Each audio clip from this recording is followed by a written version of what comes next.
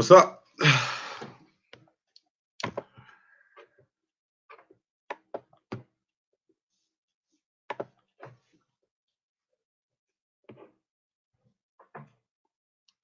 Someone said, you just read the BOF article. Yeah, yeah. I need to read that. Let me actually add it here.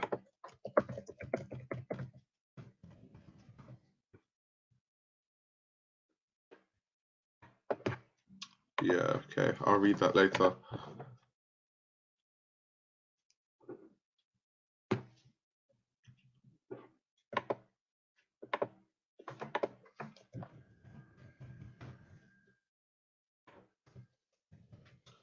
Before I give my thoughts, let me know, like, in the comments what you guys think of Raf Simons at Prada. Do you think it's a good fit?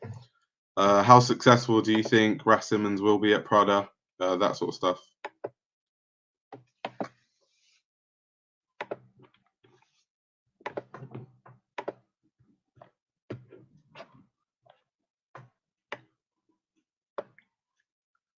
Any thoughts on Shane Oliver at Hood by Air? Shane Oliver has been saying Hood by Air is returning for so many years at this point. I don't really want to get excited about that because he's been saying it for so long and it hasn't happened. So at this point, it's just like when he returns, he returns. Because he's been saying that for so many years now.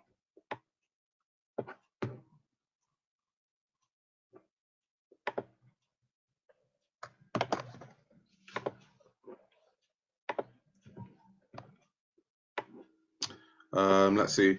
It's a great fit. Raf will bring more minimalistic vision to Prada. And Prada's already minimalistic, so yeah. I feel like Raf Simons' best tenure so far has been at Jill Sander, and the reason is because Raf Simons is a minimalist in his way that he designs, so it was the best fit. And in terms of Prada, Prada is very minimalist as well. So I'll show you guys something. I've been reading this book about the history of Prada. So just based off, and also let me show you guys some of my research recently. So this is a book about Raf Simons' first 10 years. And based on these two things I've been reading, it's a perfect fit. Trust me. It's definitely a perfect fit.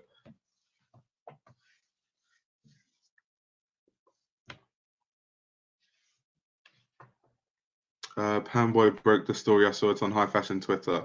Yeah, I literally just saw it on Instagram. I was like, oh my God, I have to live stream because this is crazy. Like Raf Simons at Prada.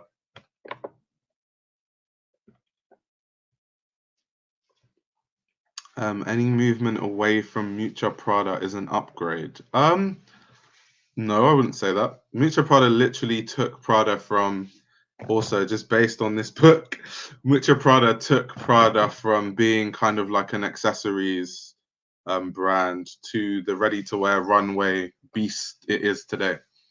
So Miuccia Prada should not be disrespected on this channel. They both will fit perfectly. Can I read that book online? I have no idea. I feel like most books you can read online. I just don't like reading books online because when I read stuff online, my eyes hurt. So I'll rather spend the money and buy the book.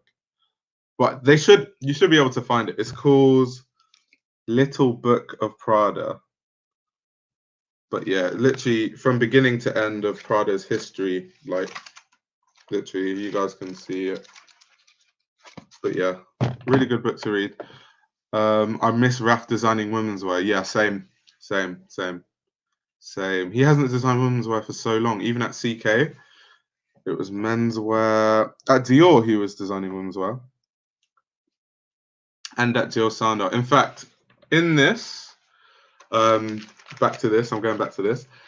They were talking about how Raf Simons, he kind of blew up when he went to Jill Sander because no one knew that he was capable of designing women's wear because before then, he had just designed for his own brand, which was menswear. So a lot of people didn't even know, like in the mainstream, like big journalists didn't even know who Raf Simons was until he started designing at Jill Sander. He said thanks for the reply, but yeah, better to buy it. Yeah, this is basically the first step by Prada in order to plan the succession / the sale of the group. If Raf will be successful, Miuccia will give him the total creative direction. I'm very sure.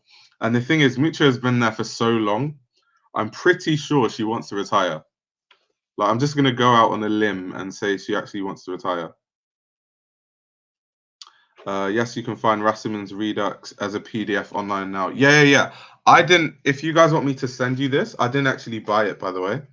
I bought this, obviously, but this right here is a PDF that I printed out once again because I don't like reading off screens. It just like hurts my eyes.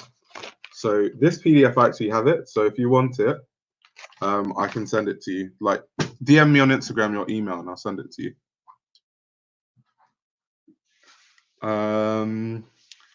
I'm literally so happy for Raf because Calvin Klein did him so dirty. Yeah, they did him so dirty, so terribly dirty. I think Calvin Klein, they just weren't patient because it was going to work. Like he's Raf Simons. Like the stuff. I think the problem with CK, the clothes were obviously amazing. I think just the price point. If they found a strategic way to bring down the prices, I think that was the main reason why people weren't buying it. Because I never heard anyone say the clothes weren't good because they were. I think the price point for CK205 was insane. So insane. Raf probably wanted to stay at Raf Simons. Well, Raf can design for Raf Simons anytime he wants. There's so many designers who have designed at 2 different houses at the same time. You've got JW Anderson, who does Loewe and JW Anderson. You've got Virgil Abloh, Off-White, Louis Vuitton. Raf Simons has always done it side by side from when he was at Giosanda to Dior to Calvin Klein and now obviously going to Prada. So it's not impossible. What did CK do to Raf? So CK kind of stopped their partnership with Raf Simons. I wouldn't say they fired him. Well, no one wants to say they fired him, but essentially they said that the sales weren't good enough when Raf Simons was there, so there was no point of continuing the partnership. But it doesn't make sense. The reason why it's really stupid is because Calvin Klein is not known for like runaway luxury fashion. So it's like you need to give it time for people to actually get it in their minds that Calvin Klein is actually a big brand that's on the schedule. He was there for like 2 or 3 years and then they were just like, this isn't working. That's just so dumb. Like really stupid. I am a 17-year-old male growing up in a 600,000 people city in Germany. Interesting. Loki hope Loic Prigent will make a video on his first show for Prada. I hope so. Oh my days. That would be amazing. That would be so good. Because Loic always goes in detail with like every look of the collection. So, oh my God, I would love that. Loic Prigent is the GOAT.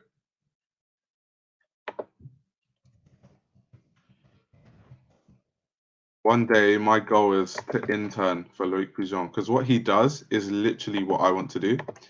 Like journalism, but at the same time, like videography. That's like a dream, and he gets into every single show. So no, Loic Prigent is like the gold standard of YouTube fashion. Anyway, there's very few people I'd call the gold standard. The gold standard is like Bliss Foster and Loic Prigent. That's about it. That's it, guys. Let me go back to the comments. But damn near doing both Balenciaga and Vetements wasn't great for his brand. Oh yeah, true. Would love to read the PDF someone has a link to share. I can't find it. DM me on Instagram and tell me what your email is, and I'll send you the PDF by email. And I might add in some other PDFs as well. The video about the 50 ways to say white. Yeah, that was so cool. That was recent, wasn't it? Loic Prigent.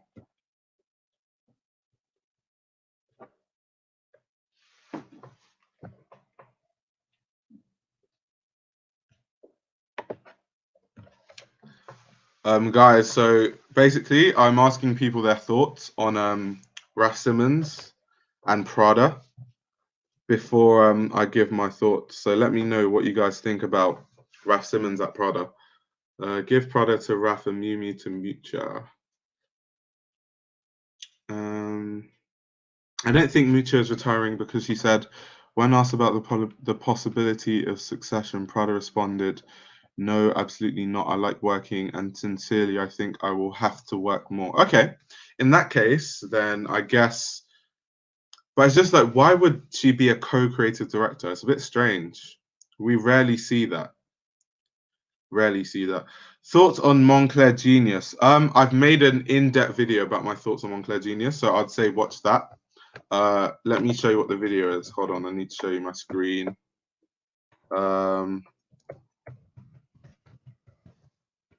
Let's see. Let me see if I can find this video. Aha, found it. So, how do you show your screen on this again?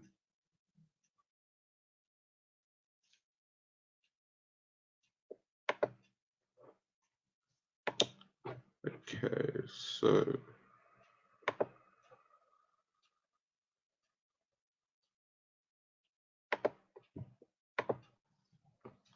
Okay, so this is, no, here it is. So this video right here, it says, why are Marine Serre and Moncler Genius being compared to Fenty? It's an hour long, yes. However, there are timestamps in this video. So if you watch it, you can just click the timestamp for Moncler Genius, and I literally talk about my in-depth thoughts on Moncler Genius. So yeah, definitely check that out. Let's see. But the possibility is there. Okay, yeah, fair enough. No Raf at Prada. Emma's killing Rick. Oh, okay. I see what he was trying to say. Not Berlin's tips on how to start and make it in the fashion industry. In Germany, it's way harder than in the UK or US. Help. Go online. I feel like online there is a lot of possibility to make it in fashion. Luckily, we live in the online age. So anything you do that's good online, people will notice. I think that Prada might become my favorite brand. Prada is already one of my favorite brands. It's just that the menswear for Prada to me is really weak, but the women's wear for Prada is absolutely amazing. So it's always been my favorite brand in terms of women's wear, but menswear, I can't wear any of that stuff. It's so plain. But like when women's wear, like they have blazers with the fur and this crazy stuff. Menswear, we just get boring suits. I'm just curious to see how Raf will adapt to the Prada aesthetic or in general interpret it.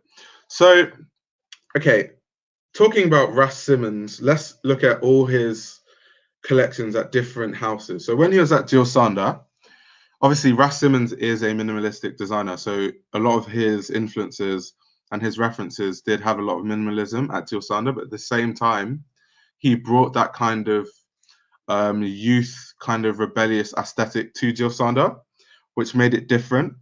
At Dior, I feel like Dior wasn't a good fit, even though people say it was a good fit, is because first of all, he came in after John Galliano, and how are you going to live up to John Galliano? It's not possible.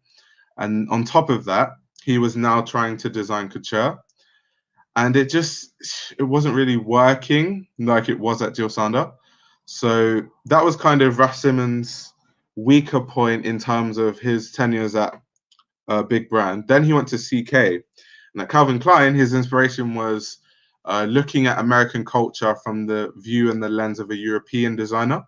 And that's why, of course, a lot of the prints had cartoons for American shows. There are things like fireman jackets, collegiate sweaters, collegiate tops, stuff like that. So now looking at Prada, there are many ways he can tackle it. Of course, there's going to be minimalism because that's how Raf Simons designs, and his best tenure was at Jil Sander. That was the best fit. So I feel like that's a good fit in and of itself. Now, is Raf Simons going to take inspiration from his view of like Milan and Italian culture, or is he just going to just stick with the minimalism and try to stay on like what Miuccia Prada has been doing all the time? I guess we don't know. I'm really curious to know. if he's going to switch it to like what his view of Milan fashion is, which I think will be really interesting because that's similar to what he did at Calvin Klein. Back to the comments though.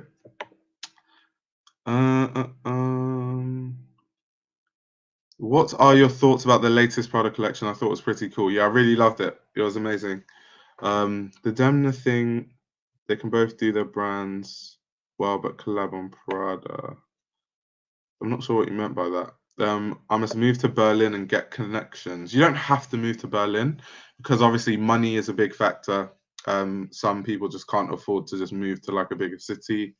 I still say online. If I feel like if you're persistent enough and what you're doing is really good online, you're going to get an audience of some sort at some point. You just have to stay with it. Like even my YouTube channel, obviously the fashion archive I've had for like 2 years, but before then I had other fashion channels that didn't do well, but I was persistent. So when I made this channel, I actually knew what I was doing. So it does take time as well. I think in fashion, a lot of people just expect to do one thing and then expect to blow up, and then they're like, "Oh, why isn't it working?" But you have to be patient. I believe it's a brilliant move, and because of Raf Simons' reputation, I feel that a lot of younger people would want to wear Prada. Oh my God, that's such a good comment. I'm going to put this on the screen actually. The reason why this is such a good comment is because I've always said that Prada, first of all, is one of the most copied brands in the history of fashion. It's just fact. And secondly, is it's always resonated with an older audience because the design aesthetic is very, very mature. And I think, yeah, that's a good point. With Raf Simons going to Prada, a lot of younger people will be buying Prada. And that could be a business move. It could be a smart business move bringing Raf to Prada, considering they need to appeal to a younger audience. So from the business side, that was also a really good move. So yeah, really good comment by Girl 101. I love Miuccia's Prada and haven't been super inspired by Raf in the past years. It's like high concept or let's say contemporary art. Some like it, but for me, I mostly don't. So going back to my research on Raf Simons, what I like about Raf Simons is his early work. His latest work has just been he just references himself, and it like the collections don't come up as good as what he's referencing. So just to me, it just looks like either he's running out of ideas, which I wouldn't say because Calvin Klein was amazing, or he's just spending all his time on the brands where he has tenures. So when he was at Calvin Klein, all his focus was there. So I didn't really have time to come up with an in-depth concept. Hence why for the Raf Simons collections, he was just referencing himself instead of coming up with new concepts, for example. So I feel like that's what's happening. If he brings the same energy that he brought to Dior, I will stand. What's he? First, you need to do things on your own. Eventually, get connections. I'm truly often in Berlin. I don't see their fashion enough. Prada is Raf's favorite brand, so I'm sure we'll get some dope shit. Yeah, I'm sure as well. Hi, I've recently been getting into fashion a lot. I want to make a career in it. I know how to draw and design. I don't know how to sew or anything. What would my job be? Do I need to learn? You definitely need to learn. What do you say? You know how to draw and design. No one's going to let you be a designer or a creative director of any brand without starting from sewing. That's like impossible. So I would say learn to sew. You can quite easily learn to sew on YouTube. I would advise you to take classes. If it was me, I would. But if you buy a sewing machine and just start learning the basics online, there are things like Skillshare, also places like YouTube where you can actually learn how to sew the basics. And then when you want to get more advanced, then take more classes. But with those skills, you're not really going to have a job in fashion because if you can, like you said, you can draw and design, but you don't know how to sew. Yeah, that's you're not going to get a job. In fact, I promise I'm not being mean. I'm just like not trying to mislead you. I would say definitely learn how to sew. What do I think of Alexander Wang? To be honest, ever since Alexander Wang left Balenciaga, I haven't really looked into the work of Alexander Wang. So I couldn't actually give you an educated opinion on Alexander Wang, at least recent Alexander Wang. This looks like a Illuminati public address. Hello man, your last live, I asked a question about that. I'm so happy right now. Yeah. I think Bliss Foster made a video about Raf Simons at Prada. I think he did. But what he did was he wait, let me just make sure I'm not talking rubbish. Because obviously it wasn't confirmed then, so he was giving his thoughts on what he thinks would actually happen. Let me just make sure he actually did. Did he? Oh no, he didn't. Wait, he did. 4 weeks ago. Is Raf Simons going to Prada? So yeah, check out Bliss Foster's video on Raf Simons going to Prada. Read the Love magazine article by Panboy. I would actually read it. I'll read it. Hold on. Let me just make sure I write it down so I don't forget.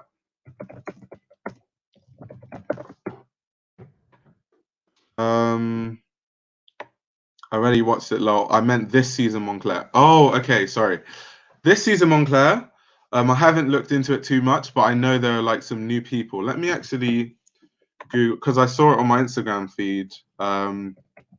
I just haven't really had time to do anything because I'm like working on a few videos that require deep amounts of research. So for the past 2 weeks, I've only really been reading about Raf Simons and Prada.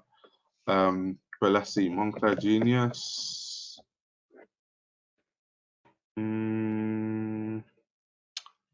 Yeah, so JW Anderson is with Moncler Genius, which is crazy. Let's see who else is on the lineup. So we have Craig Green, Simone Rocha, Hiroshi Fujiwara, Rimowa Moncler Genius. Interesting. JW Anderson. JW Anderson looks cool. Sorry, I need to share my screen so people actually know what I'm talking about. Yeah, so this is what we're looking at, guys. So, Moncler, JW Anderson. Then we've got Moncler 1952. I've already talked about that, so I don't feel the need to explain what 1952 is. Moncler 1952 is always solid, always interesting. Moncler 1952 woman, same thing. I've reviewed like last season's. I'm going to review this season as well, so don't worry, guys. You'll have an in-depth review on like Moncler Genius collections. Simone Rocha, always solid as well. This is crazy though. What the hell is this? I think my favorite Simone Rocha Moncler collab was from 2 years ago when she hold on, let me just write this down. When she kind of made puffer jacket skirts, that was just insane. That was one of the most insane things I've ever seen. Craig Green, always amazing as well. Alix, meh. Alix Moncler has looked kind of samey for the past few seasons, but is what it is. Fragment has been very, very weak in terms of Moncler Genius. Hopefully this season is better, but it doesn't look like it is. Just a lot of branding and prints, which is what he's always done, which I don't really like too much. Richard Quinn, amazing. He always brings like his floral prints to Moncler Genius. Podo Dokucha, yeah, nothing really. Yeah, Rimowa. I want to know what Rimowa. They don't really have images here. Did they just make luggage? Obviously they did. And then this kind of like bike company. Interesting. Interesting. Wait, for a second, I thought they were saying Rick Owens had a Moncler collab as well. I was about to say, what the hell? That would sell out quickly. But anyway, yeah. I will give my in-depth thoughts in a video on the new Moncler Genius collab. It's about time. Sometime years will ask yourself, you do it for fame or because you love it. Berlin is so cheap that it would make sense. Oh, fair enough. I think Germany sucks in fashion. Like where I live, I never see any stylish people or people who care about the way they dress. That's interesting because on Instagram, I see a lot of Germans from Berlin who actually are really stylish. But obviously, that's like a few people, I guess. That's not like the everyday person. Yeah, so someone just asked me what are my thoughts on Rick Owens Moncler. I haven't really looked at it in depth, so I'll make a video about it and give my in-depth thoughts. I feel like this year's CSM MA show is less experimental when comparing to the previous shows, and LCF show is a more aesthetically pleasing show, in my opinion. I haven't looked at it, but let's see. Let's have a look. Let's have a look. Because I reviewed last year's LCF MA show. That was when I was talking about Dao Yang Ding. I'm not sure how many people have watched that video, but that was an insane show. Raf Simons Consume collection from the early 2000s. Rick Owens always said learn to sew and draft. Oh yeah, there we go. I'm 17 and begged for sewing machine for my birthday. I'm learning and taking classes. Hopefully you'll make a video about me one day. Hopefully. Hopefully if you become a massive designer, then you shall get your own video. Actually, no, you don't need to be a massive designer. You just need to be doing stuff I like. Because Dao Yang Ding isn't a massive designer. Nor is Louise Trotter, but yeah. Any thoughts on the collab between Margiela and the North Face? I saw that. It wasn't, I don't know, it didn't really move me. For the guys that don't know, I'm just going to share it on the screen. I just need to find a link. It was just, it had like that whole Margiela numbers thing, and it just looked like a normal North Face jacket. I would have preferred if there was more crazy stuff, like crazy deconstruction. That's kind of what I expected from the collab. But yeah, so this is the Margiela North Face collab. Let me just go through the images quickly. So this, as you guys can see in the corner, there's kind of like that numbers thing. It's like, I don't know. I expected more from the collab. It's just a very basic, like, if you guys get what I mean. Like, there's some different shapes, but it's like, I expected more than that. It's not the normal shape of a Moncler. Sorry, I said Moncler. The North Face jacket, but still. And then I just don't like this whole numbers thing in the front. It's too much for me. It's too much. Like, anyone that knows Margiela knows that when Margiela designed, the reason why he had the 3 stitches at the back was because it was supposed to be minimal. It was supposed to not be loud. Like, it wasn't supposed to scream Margiela. When you have the whole numbers print bang here, like in a big square, I don't know, it just rubs me the wrong way. I don't really like the collab at all. Let's see.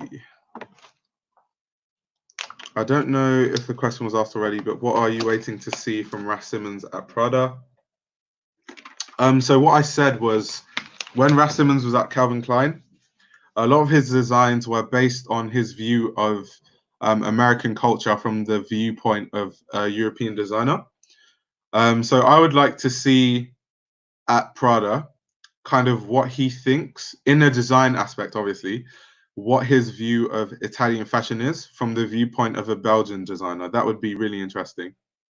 Because obviously there'll be the minimalism in it as well. So that would just be really good to see. It's sad that you won't see these masterpieces on the red carpet. Celebrities need to step it up. Where do you think people like Virgil, Lucas Sabat, and Ian Connor are coming from? Like, they don't study shit. Maybe Virgil was really working, but that's it. Okay, so the thing about Virgil Abloh is Virgil Abloh gets a bad rep. First of all, Virgil Abloh, I think how smart Virgil Abloh is very downplayed because he's not like a traditional designer. Like, this is someone that has a civil engineering degree and a master's on one of the toughest courses you can take at university at one of the best schools in the world, Chicago Institute of Technology. So it's like, he is clearly quite a genius. He just doesn't have design skill. And I think his work ethic is through the roof. However, his lack of design skill leads him to sometimes copy people's designs and a lot of things I don't agree with. But a lot of people say Virgil doesn't deserve to be where he is. I beg to differ. I feel like he's so smart. He's had a way of navigating his way through the industry. that people just don't see. So yeah, when it comes to Virgil, Lucas Abart, Ian Connor, all of them. I think Ian Connor and Luca, though, they're not designers. They're more like style icons. Ian Connor's trying to be a designer, but I'm so sorry. His brand is horrific. He should stop that. But yeah, as for Virgil Abloh, he does get a bad rap. And his last Louis Vuitton collection was actually really good. But a lot of people will say it's terrible because it's Virgil Abloh. And people just love to hate on Virgil. And I have hated on Virgil in the past. However, like, you have to give someone credit where credit is due. So there we go. Germany is either basic Zara and H&M, Hypebeast, or vintage vibes, which isn't bad. Actually, it's really decent. But there are not many dressing in high fashion. Interesting. When looking for a garment, what is the most important aspect to the piece? That's an interesting question. Most important aspect to the piece. I'm trying to think of what I look for. Let me show you guys what's on like my wish list. Maybe this would help answer that question. So if you guys don't know what this is called Shop Tagger, what I'm about to show you. And basically, Shop Tagger, this is funny because I'm not even getting paid for this, but here we go. It's like this extension where you can like save items that you see, and then it will like send you an email when stuff goes on sale. So this is currently like stuff I'm looking at to buy maybe in the next, I don't know, few weeks, few months, whatever. So you can like organize stuff into different kind of like categories. Let me see if I can remember. Is it my list? Yeah, here we are. So these are the accessories I'm looking at. Some hats, some jewelry, some bags. Then we've got footwear. Yeah, these are all the only footwear I'm looking at right now. Vages. Let's see, hoodies. One hoodie, Anthony Lamista hoodie. This is actually a really good price. Actually, £247. Jackets. So I've got this Marni jacket, Rick Owens, Andy, Y3, Y Project. Oh, this is out of stock. So as you guys can see, it's out of stock. So from time to time, I like go through it, delete stuff that's out of stock and stuff. A Cold Wool, Carhartt, Elix. By the way, this is just like a guide. I kind of use Shop Tagger for like stuff that I'm considering getting, but obviously everything on this list I'm not going to get. It's just like if I see something and I like it, I'll like add it to Shop Tagger and then look at it later. And then when I come through here, I might decide to buy it. On this shirt list, though, two things I'm really looking to get is this Acne Studios shirt for summer, and then also this kind of like Jack Mousse embroidered shirt. So yeah, giving you guys insight into pickups that might be soon. These are FA shorts as well. As you guys know, I like shorts that fit across the knee. So going back to that question, I don't think there's specific stuff I look for when I buy stuff. It's more just when I look at the piece, something about it I might like, and that will lead me to like buying it. I'm not sure I look for specific things. I wouldn't say that. The North Face Margiela shoes are sick. Are they? I need to see them. Thoughts on Philip Plain? I'm not even going to talk about that. Lucas, sure, different story, but it's only sometimes happened. What do you think of the row? The row is amazing. However, it's super expensive, like criminally expensive. Let's see what he said. Virgil hate is corny at this point. Plus, couldn't you argue a lot of designers copy Rick ripped off Nike? That is very true. Undercover, etc. But since it's Virgil, it's bad. Very true. Which is why I've like stopped hating on Virgil, because I actually realized within myself, it actually doesn't make sense. Which uni is more worth to study fashion in terms of long-term value, CSM or LCF? CSM and LCF is kind of the same thing. I need to explain this because I think a lot of people don't understand. So in London, there's a university called University of Arts London. Now, within University of Arts London, there are different colleges. So one of the colleges is Central St. Martin's. Another one of the colleges is London College of Fashion. So they're kind of in and of itself the same thing. There are even courses. Let's say, so I want to study fashion communication and fashion journalism. That's taught at CSM. Then the fashion journalism course is taught at LCF. So there will be some classes that the CSM students for the course that I want to do and the LCF students will be in the exact same class. So it's kind of the same thing. I don't think going to CSM or LCF makes you get a job better. It's more the umbrella of UAL that makes you get a job, not specifically going to CSM or LCF. Let's see. I missed the row. It was such an aesthetic a while back. I agree. Not gonna lie, Shop Tagger is the best thing ever made. Shout out to whoever came up with the idea. Saved me so much money and got some crazy stills. Yeah, facts. Shop Tagger is amazing. Louise Trotter and Lacoste leatherwear is underrated. It is underrated, and that's why I made a video about Louise Trotter. Because a lot of people don't understand. Like, so I made 2 videos about Balenciaga that did really well. Like, one got 50,000 views and the other one got like 12,000 views. And some of my friends were like, why would you make a Louise Trotter video immediately after? That's literally like career suicide. Surely you would have just continued making videos about Balenciaga. But then again, we don't really do this for views, do we? So I just wanted to make that Louise Trotter because I just love her work. Like, it's amazing. And no one knew about it at the time.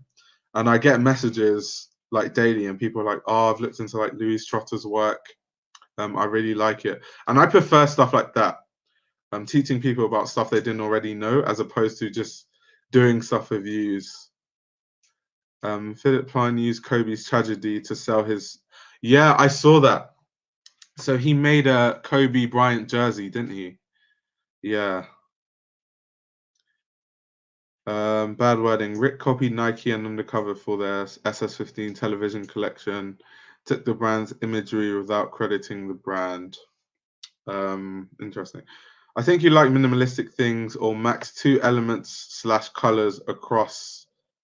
Oldie but Goldie also. Yeah, facts. I've already said this. Like, my style is very minimalistic. Sometimes I kind of come out of it. Like, if you guys are watching when I was going through the Shop Tagger stuff, the Jack Moose shirt, I wouldn't say that's minimalistic, but it works with my wardrobe, I guess. How do you feel about Alix? I love Alix. Alix is amazing. I feel like Matthew Williams has really taken strides in terms of his tailoring over the years. So yeah, definitely a solid brand. Let's see. What's your opinion on London fashion? What's socially a recap and they seemed a bit bored. They also mentioned that the designers are moving towards refinement over deconstructed / reconstructed.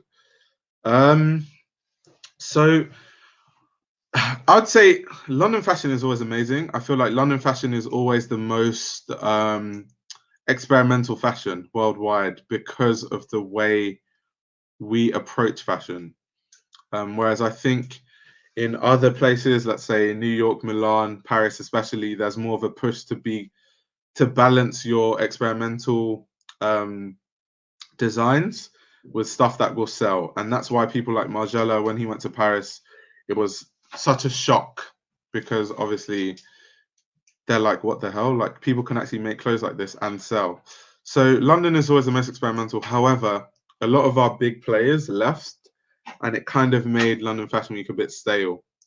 So menswear, of course, Craig Green left, they Cold Wall left, Kiko left. And it's just a bit, it's like, so I saw one of my friends, he's a photographer, and he was at the Prada show. And outside the Prada show was like pandemonium. And like, I remember London shows being like that. And this fashion week was just a bit boring. Like, there was nothing that was a big kind of like spectacle. So in that respect, I'll say this season was terrible. I wouldn't say London Fashion Week is dying though, or like London Fashion Week is on the downward spiral. I got that Andy vest in my list too. Yeah, I love that Andy vest. It's because I've noticed that my winter wardrobe is amazing, even if I say so myself. But my summer wardrobe is always horrific. Like all I wear is t-shirts, trousers, and sneakers. Like it's embarrassing. So now I'm really focusing on improving my summer wardrobe. Um, he said, but you can have it. It's not something that I want like crazy. Whoever gets it first. Did you or do you or did you ever buy dupes? No, I don't. I don't buy fakes because it waters down a designer's creative direction. I feel like there's a value in someone coming up with an original idea that you can't put a monetary value on. So I really hate fakes because let's say someone like Rick Owens has spent 3 years developing this design, he releases it, and then some like stupid person copies it with cheaper materials, put no work into it, and then sells it for less. And then people are like, "Oh, I'm saving money by buying the fake." And it's just like, if I was that person and I couldn't afford the Rick, I would just not buy it at all. I'd rather support the person who owns like the creative creation of the design and the idea as opposed to just buying fakes. Like I hate fakes. I've never bought fakes in my life, never will. Like if I don't have money, I just won't buy anything. I'd like thrift. You can thrift. There's like so many things you can do that doesn't involve fakes. I don't understand this like fixation where people have to have this specific piece and then they end up buying a fake because they can't afford the original. I'd rather why not just thrift or find cheaper alternatives that aren't directly alternatives to those. Show studio is always bored. Let's see. First time in my life I hear that someone said criminally underrated. How's the stream? The stream's cool. He said it's 5 in the morning here. I haven't slept yet. I just came here to say hi and bye. Thank you very much for coming in for like 1 minute. Someone asked me my opinion on the leaks earlier. So yeah. All Ricardo TC did at Burberry was waste fabrics. You hate to see it. Yeah, Ricardo. Okay, I'm gonna go in. So Ricardo TC at Burberry is one of the worst things I've ever seen in my life. He changed the pat. So Christopher Bailey, I've made a video on him. He was the creative director of Burberry before Ricardo TC, and his job was trying to bring the branding of Burberry back into like something that's seen as luxury, because it kind of got associated with football hooligans.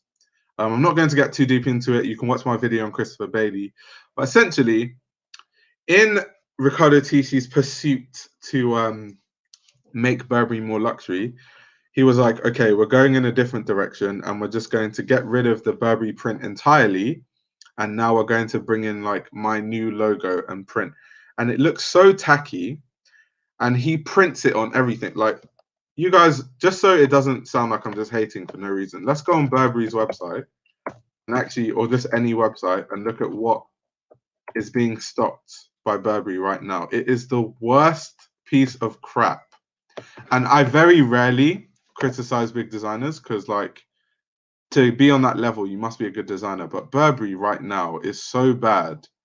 Like, you can't defend it. It's terrible. Like, there's bad, and then there's just Burberry. Like, Burberry right now is probably the worst. Out of all the big luxury brands, I think Burberry is by far like the worst by a country mile. Like, it's so bad. They just print the Ricardo Tisci stuff on everything. Like, let me just show you. Let me show you. All right, so this is Net-a-Porter. So 300 results. So we're going to get a good idea of what is being stocked as far as Burberry. So print on everything, as you guys can see. Obviously, the trench coat is a staple, so there's not really, like, no design went into that. That was a design that was there before Ricardo Tisci. Can you see? They just put this Burberry print on everything. It looks terrible. Here they've put the Riccardo Tisci print on a skirt. I absolutely hate this print.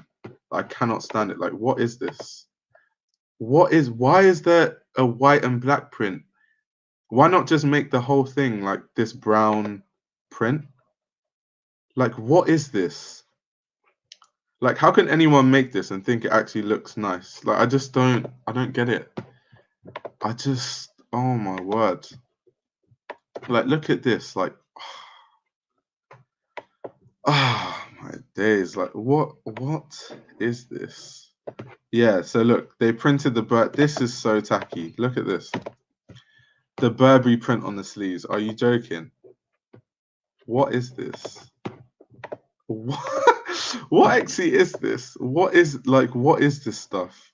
Half leopard, half Burberry print. What the like why? Why?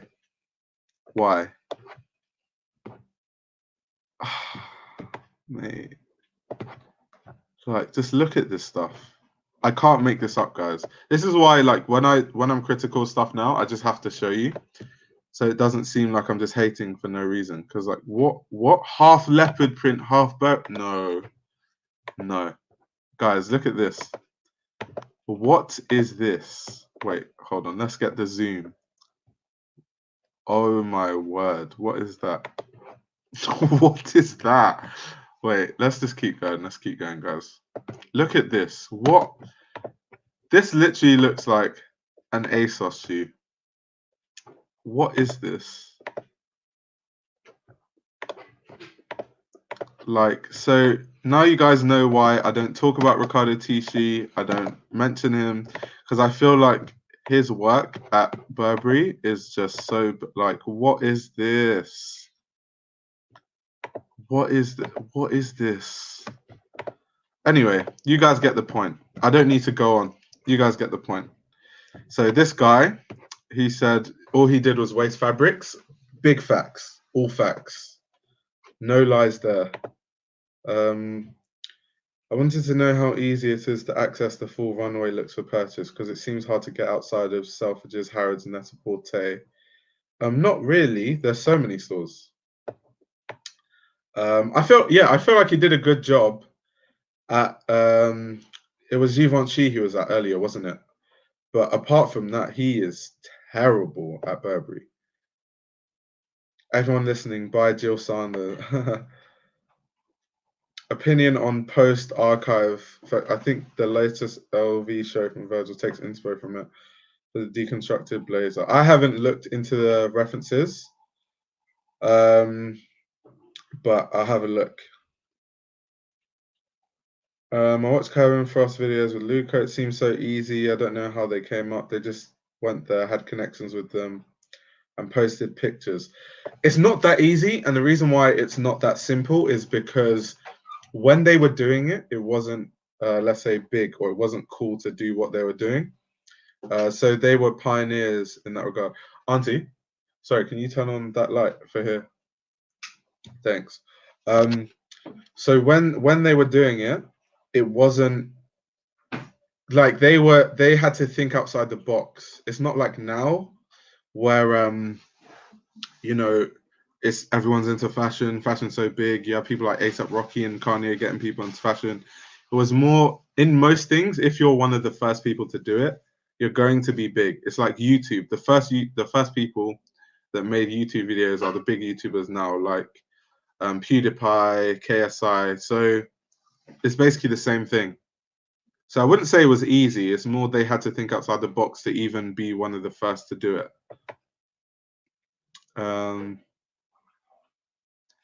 Said also this collection had way too many looks. The man doesn't know how to edit. He said Riccardo's Burberry is basically a worse English version of Prada for men.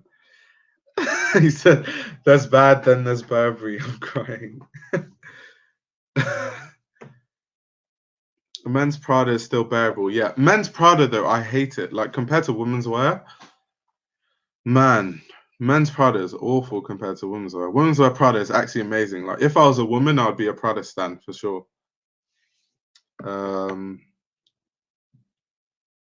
He said just put monogram on everything.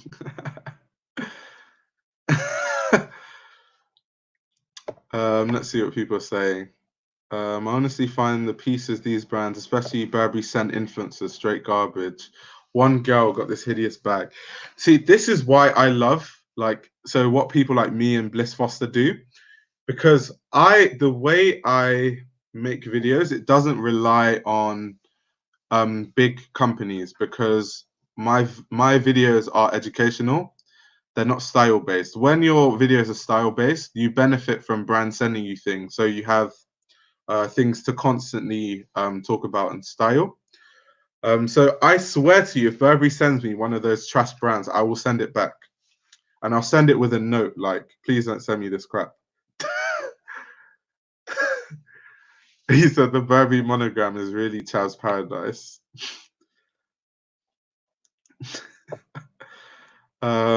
He said, "I love this. Giving Burberry death is so bad now. That print needs to go."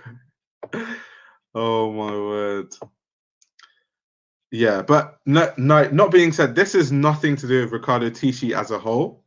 When he was at Givenchy, he made amazing stuff. It's just at Burberry, his stuff has been terrible.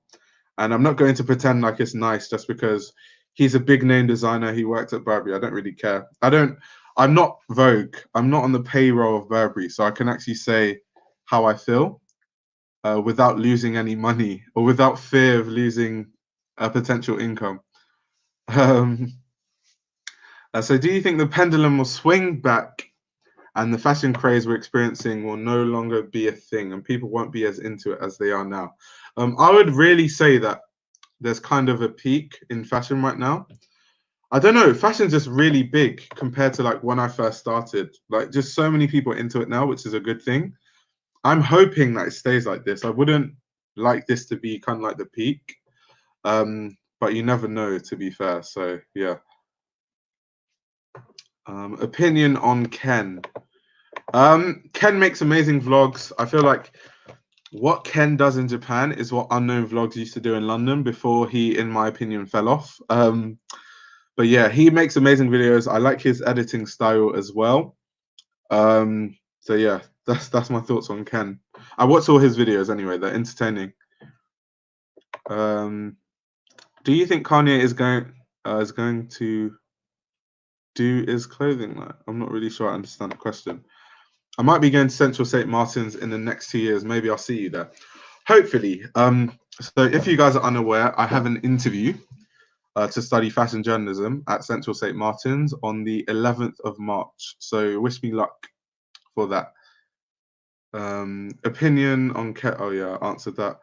There is no other way than to attend the show to see a full collection of a designer, right? Not really.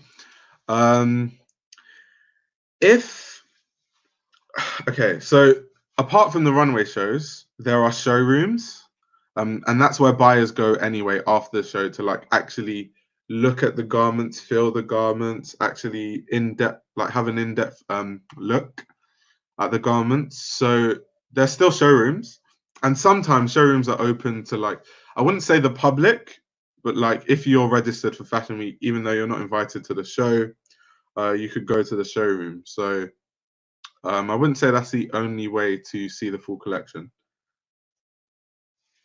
Why do you think Unknown Vlogs fell off? So I'm not sure how many, because I think a lot of people know who Unknown Vlogs is now, but I've been watching Unknown Vlogs since because I've been into fashion for a long time, like 5 years ago. So before his channel called Unknown Vlogs, he had a channel called The Unknown Belgian. And that was quite cool. He would talk about like fashion designers like Raf Simons and stuff, Rick Owens, and talk about why they inspire him, what he likes. He used to talk about collections he liked. And then he started Unknown Vlogs. And what's funny is Unknown Vlogs wasn't his main channel. The Unknown Blazing was his main channel. So on the Unknown Vlogs, it was just kind of to document where he was going. And literally, I used to watch Unknown Vlogs as like a channel to know what's going on in fashion in London, because he posted that frequently. And he was everywhere to the point where if you watch Unknown Vlogs, you knew exactly what was going on in fashion in London. And kind of Unknown Vlogs blew up. And then he deleted Unknown Blazing, which I didn't like because it was more like sit down, discuss about fashion, which I liked. But I still loved unknown vlogs. It was amazing. Obviously, he started going to Supreme drops, documenting, fashion and all that stuff, which was amazing. And then How Much Is Your Outfit started, and he totally stopped going to all the fashion events and showing us like what's going on in fashion, what's being like.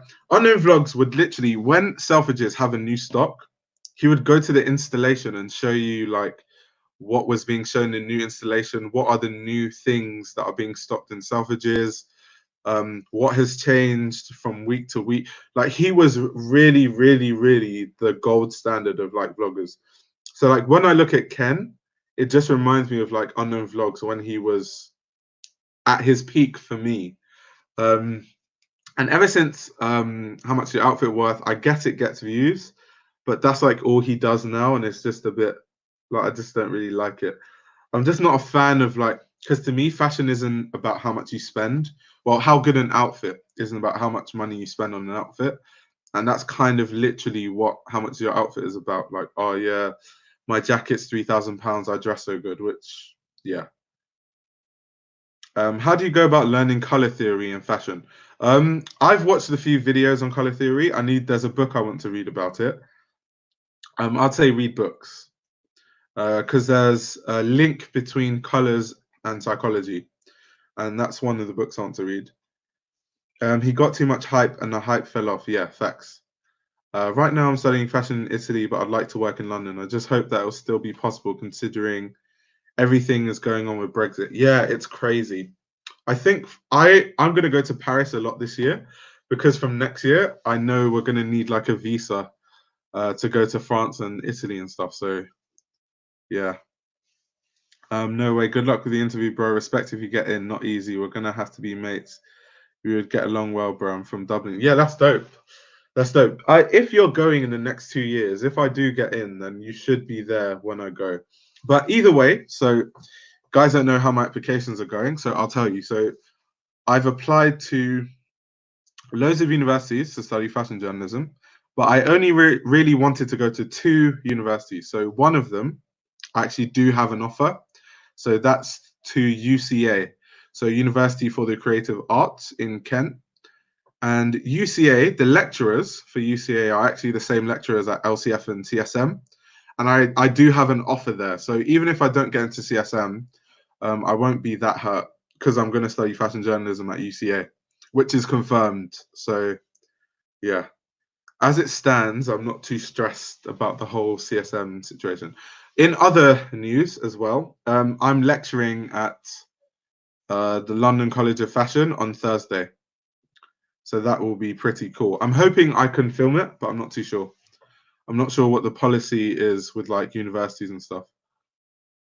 Do you think people like you, Luca and Ian Connor, will fall off? I don't think so, because they are kind of OGs in the game. Could you possibly name the book on color theory? I'd have to like look into it because I don't know the exact name of the book. Do you think Number 9 and Undercover is overrated? No way, no way.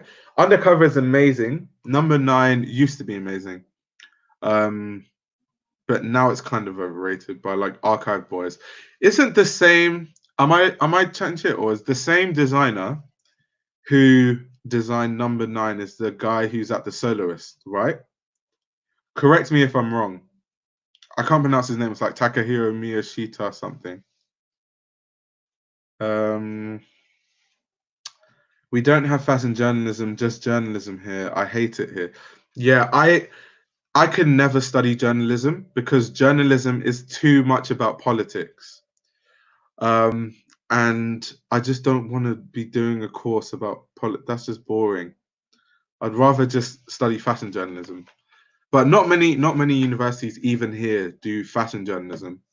Like the good ones are like obviously CSM, LCF, and then UCA. Apart from those three, everywhere else that you would study fashion journalism isn't fantastic. So it's either you get into those schools or you just have to study journalism, which is terrible. Um, um, Attachment is soloist, I think. Yeah, Takahiro Miyashita, the soloist. There we go. That's his name.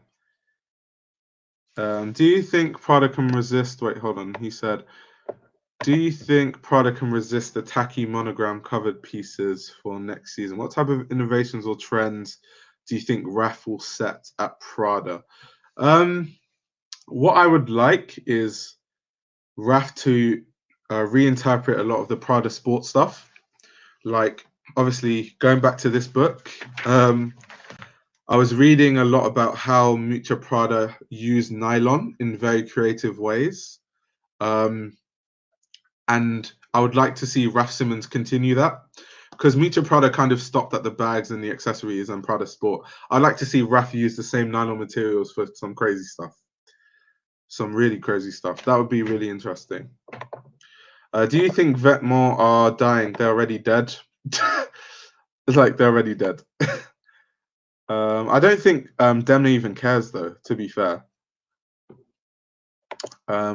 Raf's awkwardness with Prada smartness. I don't know. Interesting.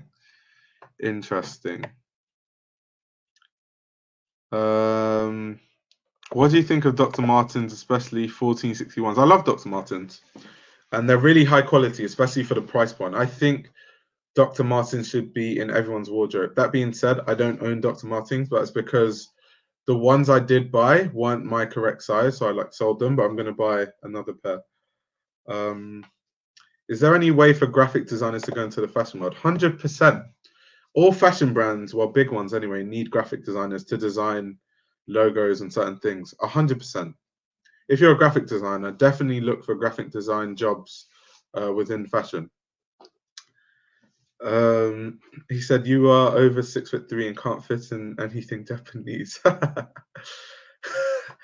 Yeah, to be fair, I'm 6'3" and I can't wear a lot of Japanese stuff, so I don't even look at Japanese brands much anymore, apart from like history, because yeah, doesn't really relate to me.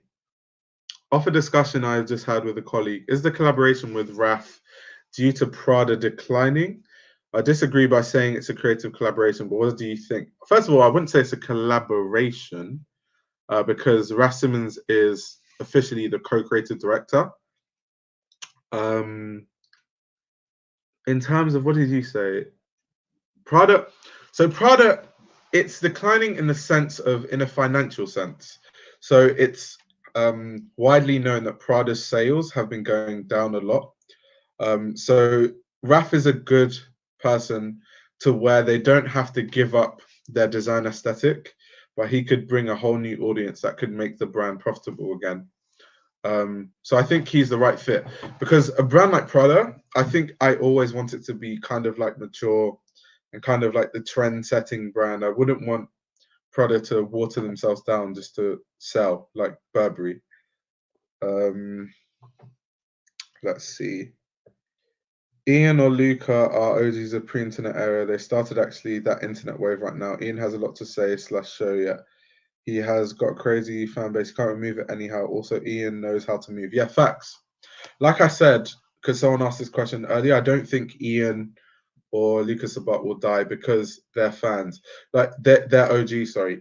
Because even if Lucas Sabat and Ian Connor did fall off, so to speak, and let's say I got a bigger following, I would make sure I bring them back up because they're just OGs. Like, one of the reasons I'm into fashion is because of them. So I can never disrespect them in any way. Because when I got into fashion, it was my friend, and he was into Yohji Yamamoto and Y3. And I started looking into Yohji Yamamoto and Y3. And the celebrities that were wearing those brands at the time were people like Kanye West, Ian Connor, Lucas Sabat, ASAP Rocky. So I genuinely can't say anything bad about those guys because they genuinely got me into fashion. Like, you have to pay credit where credit is due. I'm a fan of Prada sportswear and nylon as well. Yeah, same. What do you think about Prada paying that TikTok girl to post a few TikToks with their stuff? That was a bit cringy, but I get it. It was cringy. It was cringy, but I do get it. It was a little bit cringy, I can't lie. I think Supreme is way more than hype. The way they collab with artists like Basquiat actually expose young people to the art world. I think it's kind of unfair for them being bashed all the time. Yeah, I say this all the time, that So I've made a video where I talked about kind of like the concept of being a hype beast, right?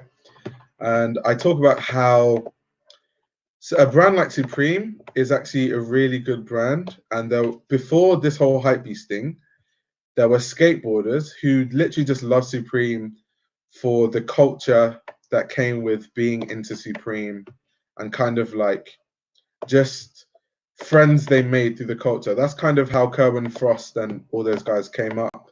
They used to go to Supreme drop. So there's a big cultural element to Supreme.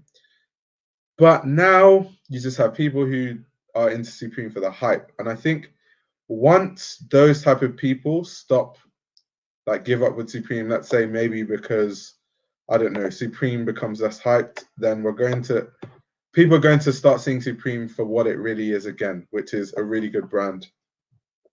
And I think they have amazing collaborations like with Comme des Garçons. They've just had amazing collaborations over the years. I even say, like, people ask me, do you wear Supreme? And I say, I don't own Supreme, but there are definitely a lot of Supreme pieces I would buy.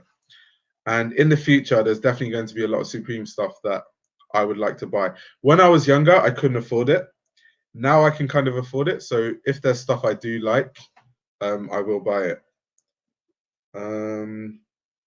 Ian did many moves behind for years. His own brand is cool. I don't really like his own brand, but I do respect him as a figure in fashion. But I don't like his brand at all. I think Demna always knew that Vetements would die, was trying to make as much money as possible before it imploded. I hate that Police has turned into a meme. Once again, as if you're into fashion and you care about stuff like Homme Plissé and you care about Issey Miyake's work, you shouldn't really care that hype beast. Because one thing I can tell you, and I've been into fashion for long enough to know this now, is that people that do things for hype will give up eventually. So people that wear Issey Miyake Homme Plissé because like it's the thing to wear now, 5 years from now, they're not going to wear that anymore because they'll just move on to like the it trouser or the it pants. And the people that like Homme Plissé that have always liked it will continue to wear it and it won't be a meme. So kind of just tolerate it for now. Over time it will weed out. I've seen so many I can't tell you how many things I've seen that have become a meme because people that wouldn't normally wear it and then it's kind of fizzled out. He's like collaboration. What, he's the co-creative director? Yeah, facts. Do you think Raf is going to bring his oversized look to Prada? I feel like he will. I hope. What I'm really hoping from Raf Simons going to Prada is, I've always said it. Guys might be new to live stream. I do not like Prada menswear, and I think Prada womenswear is one of the best like womenswear collections out. But Prada menswear is always boring, and it's just like suits. There's no innovation. It's just a bit dry. It's a bit stale. But the women's wear has always been amazing. Like I can tell you so many, going back to this book, so many women's wear collections that I'm just like, wow. But menswear collections, I've never felt that way. So I hope that Raf Simons really focuses on menswear because menswear at Prada needs help, like urgently.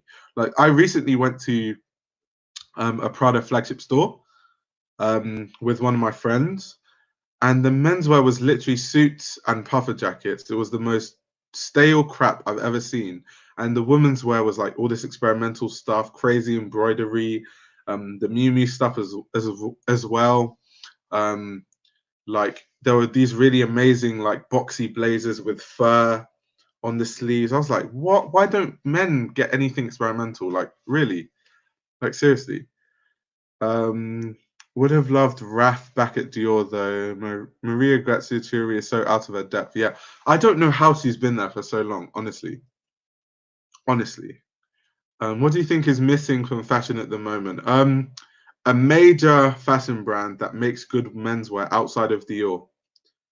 So obviously Dior under Kim Jones, amazing. But apart from that, like Burberry, I want like the big brands because in fashion, most people that aren't into fashion see fashion as Burberry, Prada, Gucci, Louis Vuitton, Balenciaga. So the issue I have with those big brands is You have brands like Balenciaga that make very, very cheaply made cotton t-shirts with Balenciaga print and sell it for £400.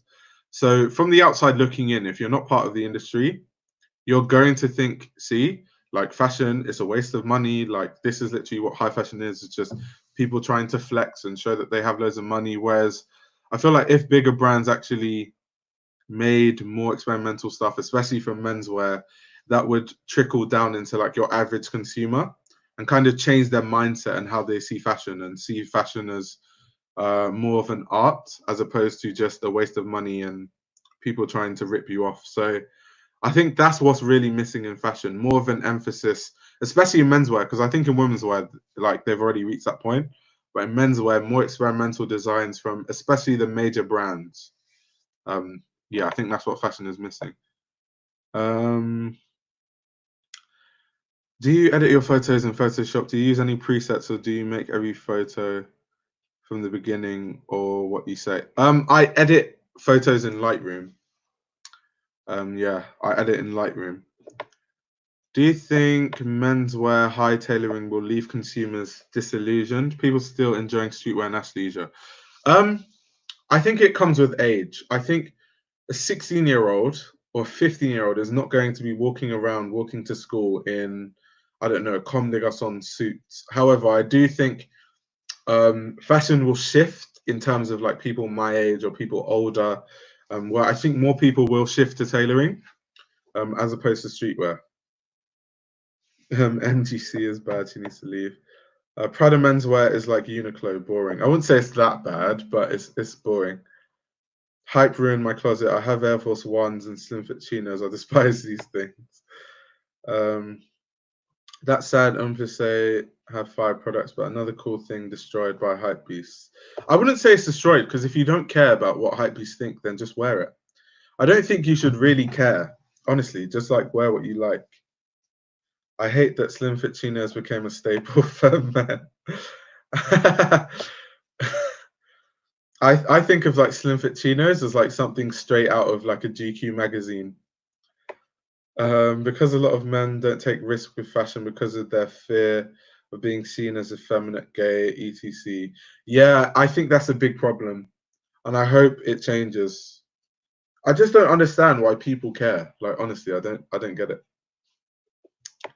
Thoughts on Le Maire? I like Le Maire from what I've seen, but I haven't looked at Le Maire like too much, so I can't make an educated opinion. I'm definitely not one to act like I know everything. So yeah, Le Maire, maybe ask me in a few weeks and I might have a better answer. Do you mind wearing women's pieces? I don't mind so long as it fits my body. So people like to overdo things. I feel like people like to show that they're like they don't care about gender at all and they like wear dresses and stuff. The thing about dresses is not so much in and of itself that it's a dress. I think more that dresses are made to work for a woman's body. And I think men are too broad to wear dresses. So it's not even the dress that's just the problem, it's the silhouette of the dress. So I can wear women's wear, the piece just has to work with my body.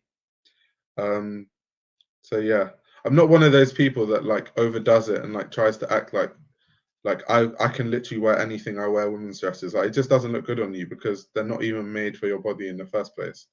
Like, it doesn't even look right. Do you know how much a designer sells his stuff to the buyer and how much the buyer, retailer puts on that price to sell it? Yep. So based on my experience working in the fashion industry, so how it works is most brands have a make price.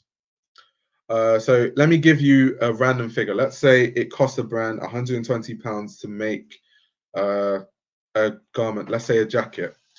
They will then add on, let's say, an extra £80 to account for kind of like wages, profit, transport, to take into account stuff like returns, damages. Like there's a lot of stuff that goes into it.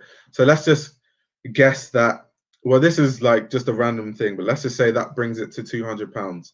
So now £200 is the retail price. So that is the price that it's going to be sold at across the board. Any brands it's stocked at, or the brand itself on their website. Now, let's say, I don't know, if I was to sell that same garment to Selfridges, Selfridges buy it at a 30% discount because they buy it in bulk. So retailers buy things at 30% off. So if I was a brand and my jacket was £200 retail, Selfridges would buy it for 30% off 200. So they're making that 30% when they sell it. That's what Selfridges is making.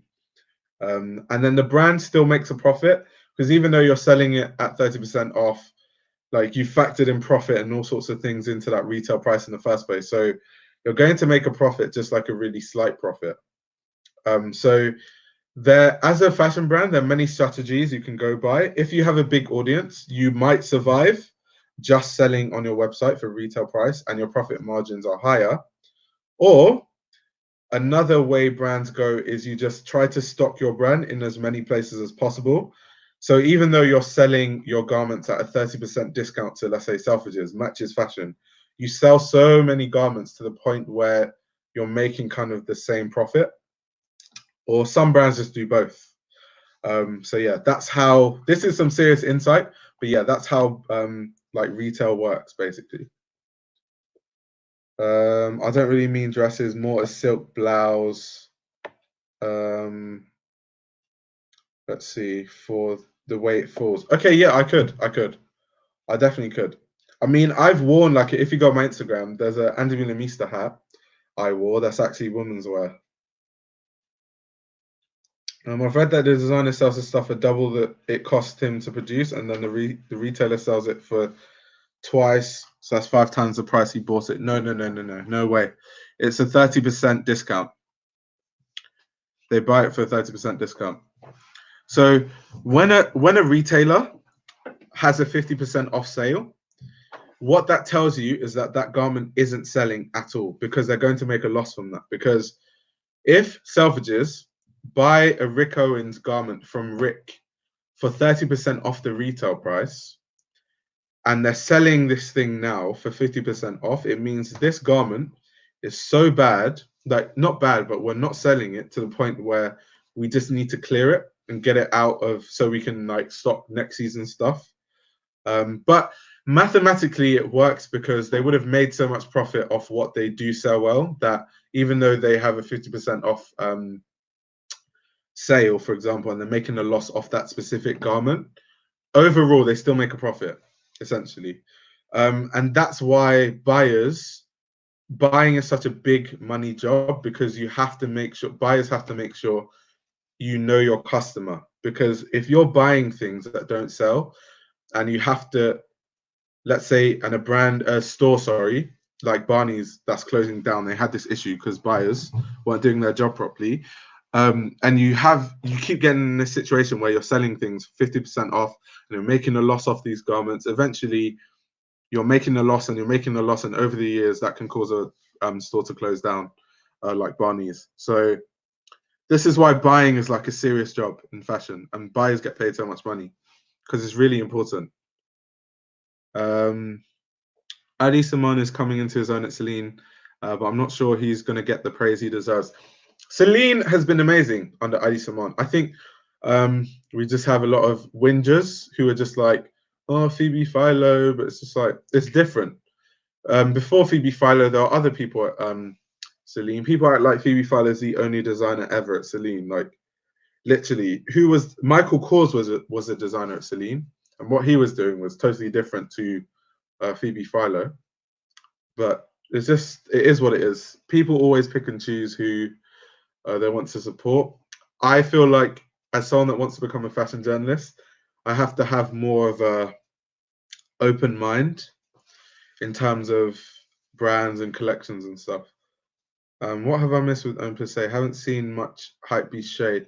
Oh no, there's no shade to Homme Plissé. It's more just the type of people that buy Homme Plissé now. Obviously, I have Homme Plissé, so I'm not saying that's like everyone.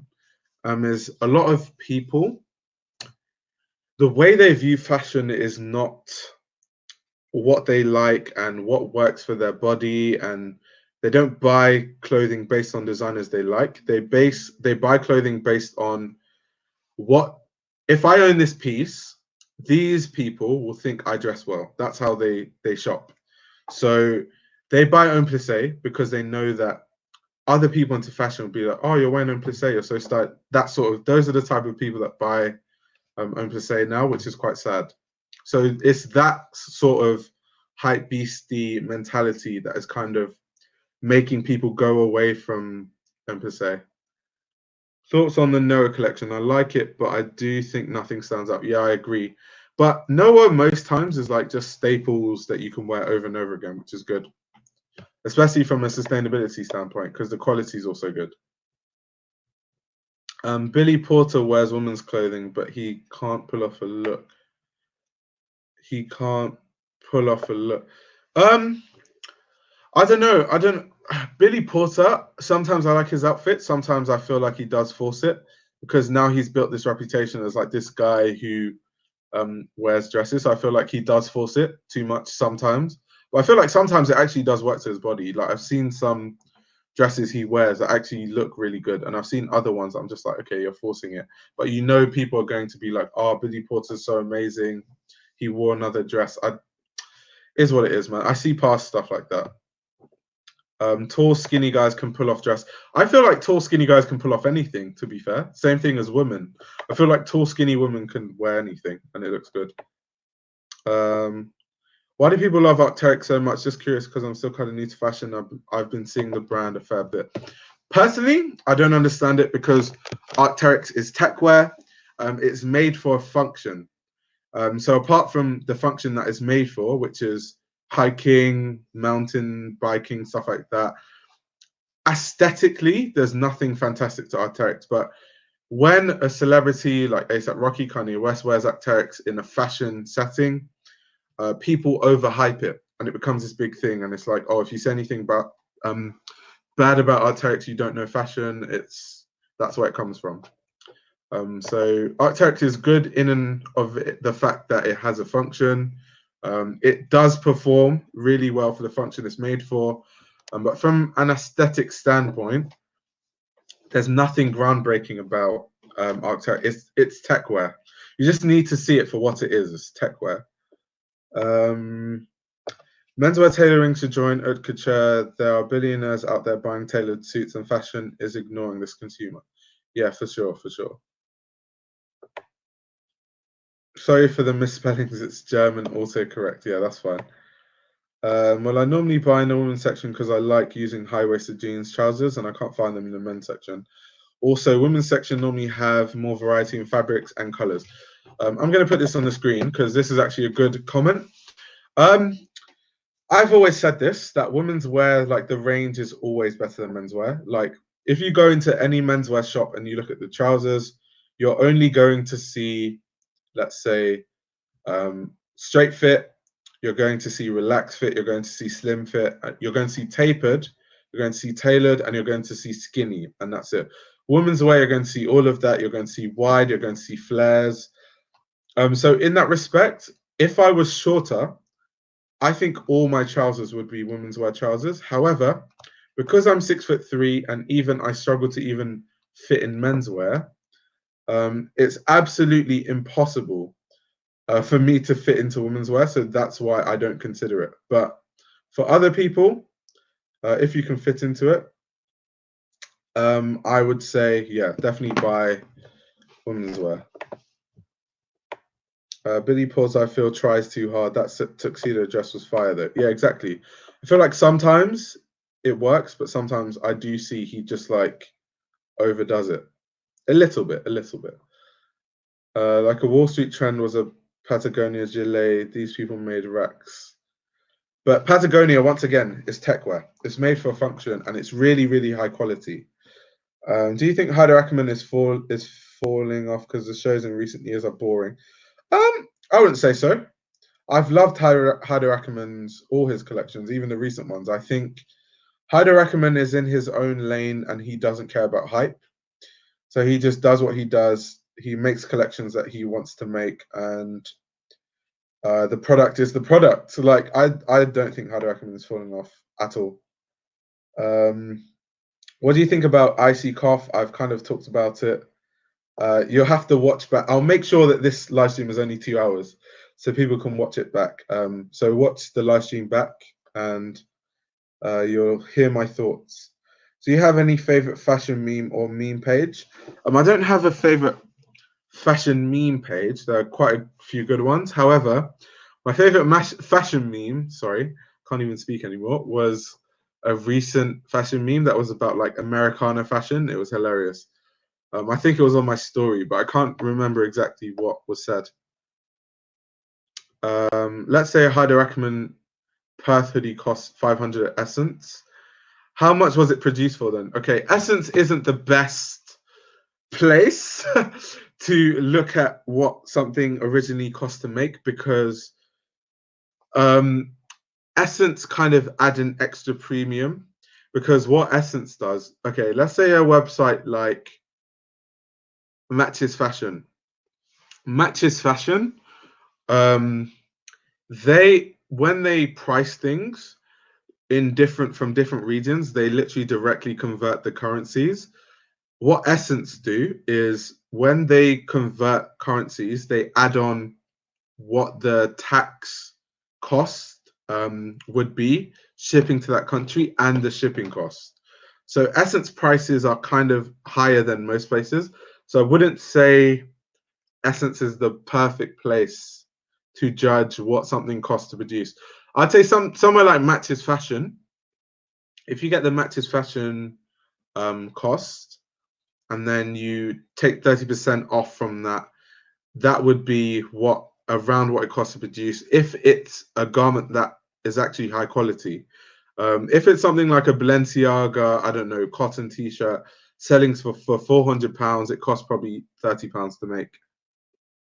So you also have to see the nuance in it as well. There's something I wanted to say, but I've forgotten.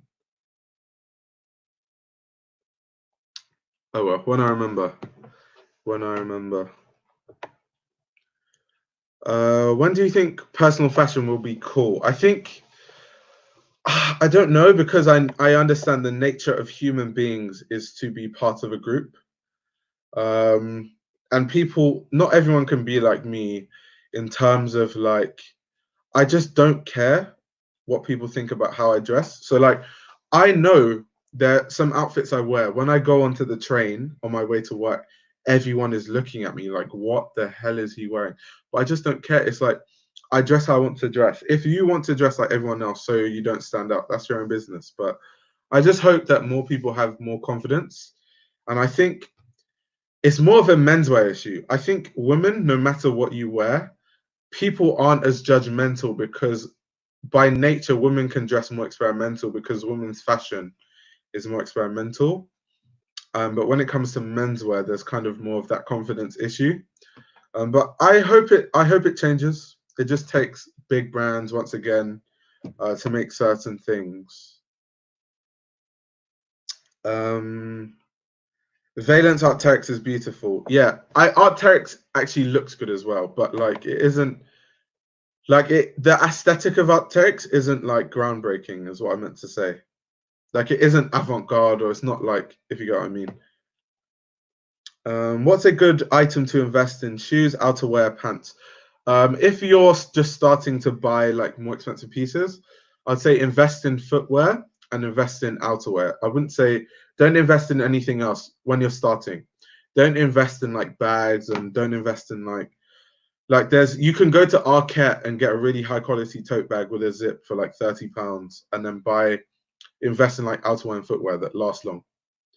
Because I have jackets that I've had for like 5 years, genuinely. Like I have a Y3 jacket from like when I first got into fashion, and it looks exactly the same as when I bought it. And I've put it in the washing machine. It's been in different climates, and that's like Y3. That's not even like mainline Yoji. But I feel like pants, especially if you're someone like me who has rubbing thighs, they're going to wear out over time. It's just not a good thing to invest in first. So I would say outerwear and footwear, definitely. Let's see. So many comments today. I'm actually loving this. It's actually so interesting. I remember when I used to have, I don't know who's like an OG here. I used to have live streams, and I used to be like 5 people, and I'd get 1 comment per minute. Rick Owens, Montclair is amazing. Yeah, I'm going to make a video about that. Weren't you and Jason praising Dior for the high-waisted trousers this season? Yeah. So you came slightly late because I was talking about, besides Dior, there's no other brand doing good stuff as far as menswear. Just always like seeing Raf and Miuccia, such a power move. Yeah, I agree. All of you, get this book before Raf has his first collection at Prada, so you understand the history of Prada. Because I feel like if you understand the history of Prada, what it will be more fascinating to see what direction Raf takes Prada, as opposed to the direction that Miuccia has taken Prada all these years. So yeah, read this book and read Raf Simons' Redux. But yeah, knowledge is power, guys. Honestly don't understand who the intended audience for some brands are. Like, who does Kiko thinks buy his clothes? I don't actually know, because the type of people I know that wear Kiko, you've got the kind of like hype beastie, but not really, younger people who wear the ASIC stuff, and then the really rich, like fashion professors that wear the blazers. I don't know, actually. Speaking of hype beasting, I honestly like the design and the ironic philosophy of Off-White. But wearing it just looks like I'm flexing an expensive Once again, I don't out, because I understand, like I look through nuance in fashion. So there are some Off-White pieces that are really, really good and I really like. But I do understand that some people, because their view on fashion is, they don't think of stuff themselves. They don't read stuff for themselves, which is what I try to encourage. That's why I'm like, get this book for yourself and read it. So when ASAP Rocky, okay, that's not a good example because ASAP Rocky hasn't said anything bad about Off-White. But let's say a well-respected fashion journalist says Off-White is bad, they're just going to have in their head, oh, Off-White is bad. And they're not going to do their own research. They're not going to look at the collections. And anytime they see someone wearing Off-White, they're going to either assume you're a hype beast or you're just flexing. But that isn't the case. But that's why I'm like, guys, read stuff for yourself. Learn stuff for yourself. It's really important that everyone looks at fashion for themselves and you read stuff by yourself. Don't just take what I say or what a journalist says. Like, take what I say and take the references I give you, but also read it for yourself. A little off topic, but I have the same Prada book. Gang, gang. Knowledge is power, guys. That mean question reminded me of the show studio talk about Craig Green. The Americana meme was on ex avant-garde / SLP boys doing Americana as they don't do coke anymore. Yeah, facts. No, that meme was hilarious. Are you still in Nigeria and would you collab with Karen? No, I'm definitely not in Nigeria. I have a job that's based in London. So no, I went to Nigeria for Christmas. That was it. But would I collab with Karen? Do you mean like Karen Britchick? I would. However, I don't think my channel is big enough. And I also don't think she even knows who I am. And thirdly, what would we collab about? She makes styling videos. I make discussion videos. I just don't understand what we would collab about. I think collaborations that would work with my channel, Haute Le Mode, Bliss Foster, because we make similar content. The Casual would work. Yeah, those are the only channels I can really think of that would work collaboration-wise. Thoughts on Gizmo Tokyo Fashion? I like his channel. I just started watching his channel like last month. But he makes really, really good videos. I like them.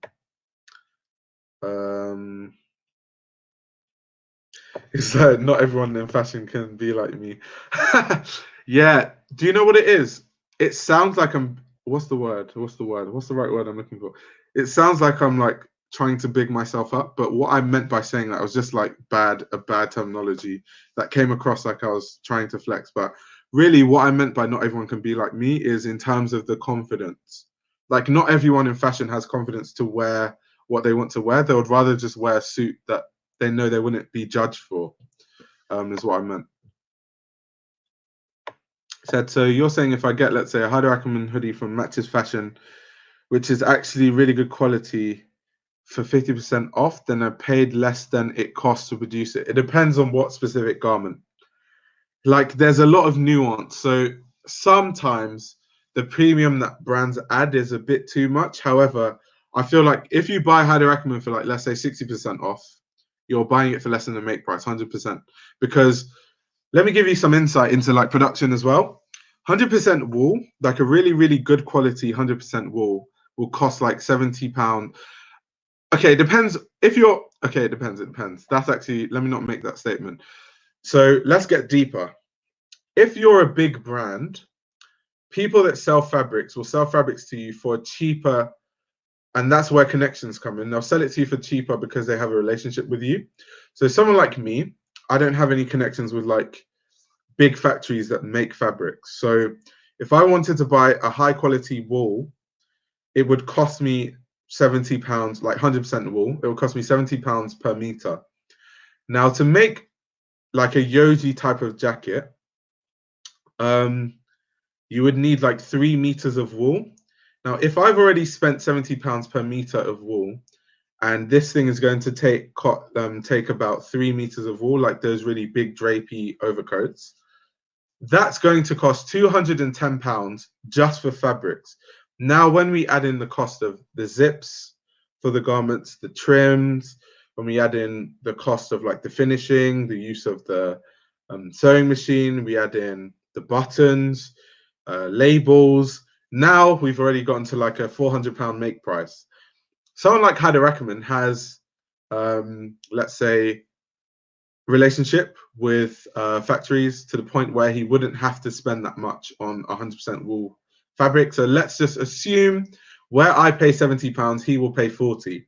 Even with 40, the make price is still going to be, let's say, £300 for 100% wool garment. Now, he has to make a profit. He can't make a loss. So he has to add a profit margin to it and then also factor in the cost of production that it took to make that jacket in the first place.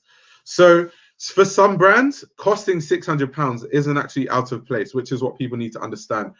It's just that you need to understand fabrics and understand where it's worth it, because sometimes it isn't.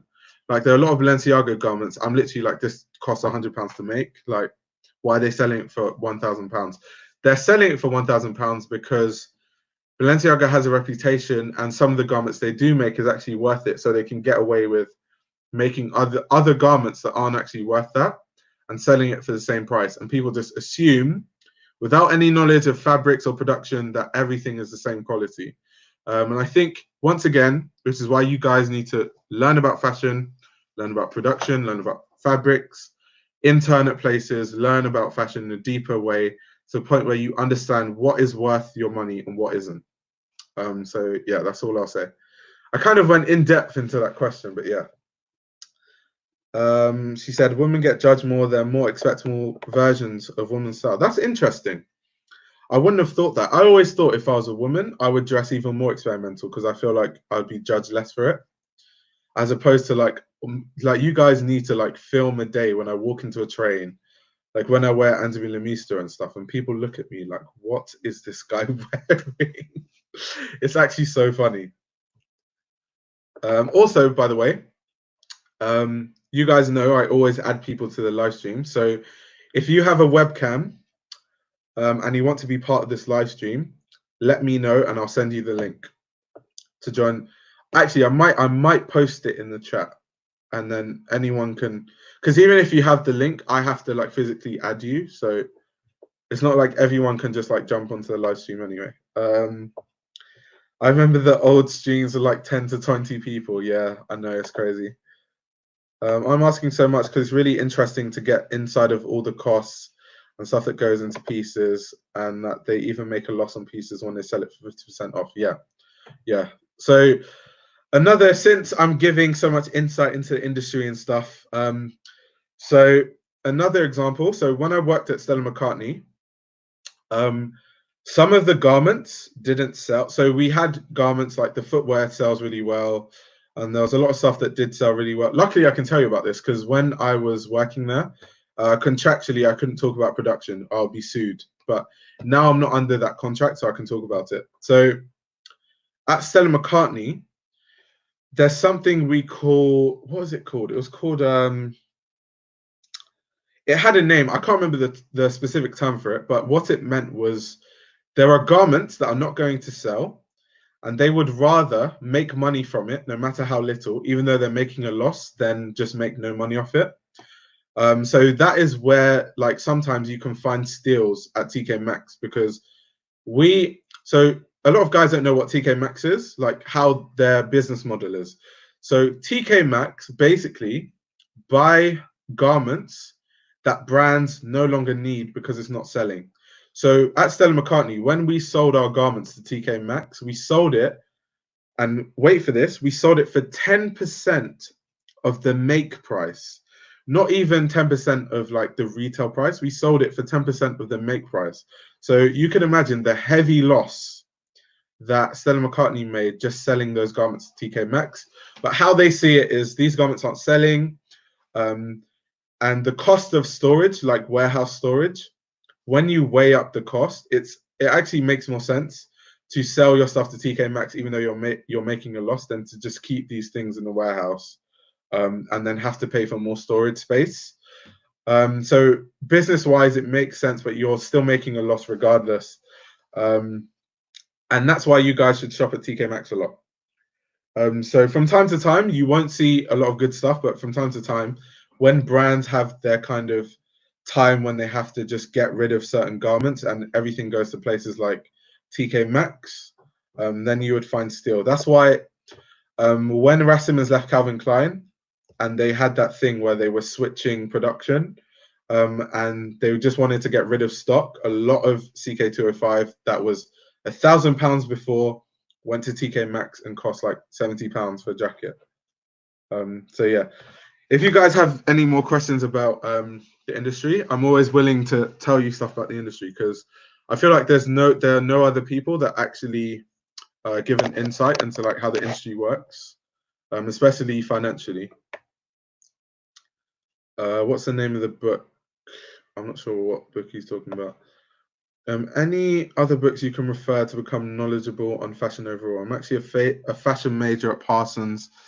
But we aren't really learning actual information on the industry overall. Yeah, that's how it is at any fashion school, even at CSM. Like, so, okay, let me not give information about that because that's quite deep. But from what I know at CSM, when you go there, it's what you make it. And if you don't like take matters into your own hands, you're not really going to learn much, because CSM in and of itself is not going to teach you much. What is going to teach you much is the other people, because it's so hard to get into CSM, by nature, the other people that are there with you have crazy ideas. And it's through collaboration with those people that you learn a lot about fashion. You're not actually, the lecturers themselves aren't going to teach you much about information. Obviously, if you study fashion design, you're going to learn a ton about designing. But let's say my course, like journalism, they're not going to really teach you much about fashion philosophy. They're just going to teach you how to write and teach you how to structure sentences in a really elite way, type of thing. But yeah, books to learn about fashion. The Work of Art in the Age of Mechanical Reproduction. Biographies on different fashion designers. Color theory books. A lot of books. I'm working on a video where I'm going to talk about like where to buy fashion books in London and stuff. But yeah, stay tuned. Kiko appeals to people that like layering colors. Yeah, I agree. Said, I feel out of the loop, especially around Fashion Week. Maybe you need to watch more Bliss Foster, because as far as I know, Bliss Foster makes a lot of content in terms of like reviewing what's going on in terms of fashion. UCA is not in London. Does that bother you? Not really, because so when you study fashion journalism at UCA, the campus is Epsom, and Epsom is like a 40-minute train from Waterloo in London. And to me, 40 minutes from London, that's not too far. I can manage that. Like I could get into London quite easily. 40 minutes, not really. It doesn't bother me. And then there's also like a positive aspect that if I don't get into CSM and then I do end up going to UCA, being away from London in and of itself can make me really focus on like my journalism because there aren't as many events and distractions. Whereas in London, my friends are just constantly like, "Oh, do you want to go here? This is happening." And because I'm so close to like all the events happening in London, I just end up going. So yeah, someone asked me, "How's the Cologne stuff going?" It's going cool. I would love to see you and Hortland Mode collab. First of all, I don't think Hortland Mode even knows who I am. Secondly, he's based in New York, but if I ever am in New York, I might message him. Or if he's ever in London, I might message him and then we could collab and talk about fashion. I mean, what everyone is wearing in. Oh, okay. So if you guys don't know, Karen Britchick has this amazing series on YouTube called What Everyone is Wearing in New York. And it's kind of what how much your outfit worth should have been, but it isn't. So you guys should definitely watch that series. People have asked me if I would ever make a What Everyone is Wearing in London. I don't want to come across like I'm copying people, and that's the only reason why I haven't made it. Because I don't want it to come across like I just stole Karen Brittick's idea and just like made it in. I don't know. I just feel like that's how it will come across. I'm 16. I want to start getting into fashion design as I want to be a creative director when I'm older. That's a strange. Huh? What things do you think I should do now? Okay, that's interesting. You want to be a creative director when you're older. Normally, you just want to be a fashion designer, and then over time, when you get better and you make it in your career, then you become a creative director. That's interesting. But anyway, what I think you should do now is just work on your craft and just work, basically, just make stuff. The more you make, the more you learn about yourself, the more you learn about what's possible with certain fabrics. Because when I first interned, I knew absolutely nothing about fashion design during my first internship. And I had these stupid ideas because I'd seen like Yohji Yamamoto collections and Rei Kawakubo collections and didn't have an understanding for how good they were as designers. And I thought, this is a wool material. This is an idea in my head. This is what I want to make. And then when I actually pursued making it, I realized that this weight of fabric doesn't work with this design because it will flap here and it won't drape properly here and it's not structured here. And just by virtue of making stuff in different fabrics, you start to really learn a lot about designing in general, and you learn about what's possible. So I think from a young age, that's a very important skill to have. So I'd say just make stuff. Don't focus on being a creative director of a big brand now. That's like you're 16. Like just work on your craft. Like I always tell people like Martine Rose, it took her 10 years 10 years to make it in fashion. This is someone with a fashion design degree, a really good fashion designer who was part of Fashion East, had loads of funding.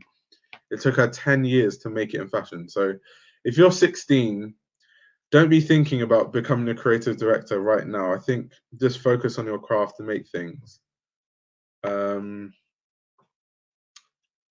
Most expensive part of making garments is labor, not material. Yeah, and imagine, because I think you commented this when I was talking about the cost of fabrics. So imagine your fabric costs £40 per meter, and you need 3 meters to make this garment. So your make price just by garments is already £120, nothing else considered. So some things, like I know some people think nothing should be worth £1,000. There are actually genuinely some brands like the Row where the price point is actually warranted by the cost of the materials. Do you make a lot off YouTube? No, I don't. And it's my fault I don't make a lot off YouTube. I could make more from YouTube, but luckily I have a full-time job in fashion. That means I don't have to like try too hard to make off YouTube, but I could. I could tell you how much I make off YouTube. So from AdSense, I make, it depends on how much I work, like how many videos I make in a month. But I'd say the average amount of money I earn from AdSense is about £120 a month. So it's not like loads of money. It's still money. Like you can do a lot with £120 a month. What I do with that money is I buy books. So my book budget for the month is actually what I earn off YouTube, basically. And then I read those books and then I use that information and then make YouTube videos about stuff I read in books. So it's kind of intertwined. I've had some crazy brand deals. I'm not sure if I should be telling you this legally, but I don't really care because a lot of YouTubers like are really secretive, and I feel like it's good to let people know like what happens behind the scenes. I've had crazy brand deals. I've had a brand offer me like £5,000 to talk about some app about games, but I just don't see how an app about games relates to fashion, and I just don't want to do brand deals for the sake of it. Some people have said just do the brand deal, we don't care, we just care that like you get money because you're going to put it back into fashion and that's what makes us get good content. So I guess I'm starting to change the way I think about it, because how I think about it is if I make all this money from a brand deal, even if it has nothing to do with fashion, I can kind of then take that money and then make it about something that has something to do with fashion. So I guess my mindset is starting to change, but as it stands, I don't make a lot of money off YouTube. So yeah. Where did you get the printed Raf Simons book? I looked it up, but the book is not available in my country. It's a PDF, so I printed it out. So DM me your email on Instagram and I'll send it to you.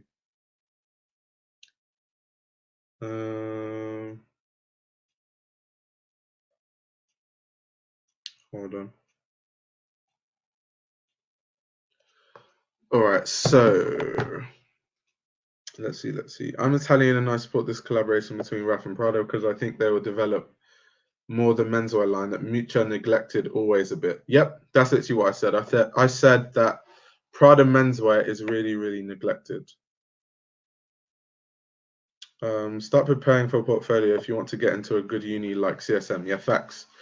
Like my portfolio is deep. Like, because okay, let me give you guys some more insight on how difficult it is to actually get into Central St. Martin. So I am someone who has interned at 3 brands.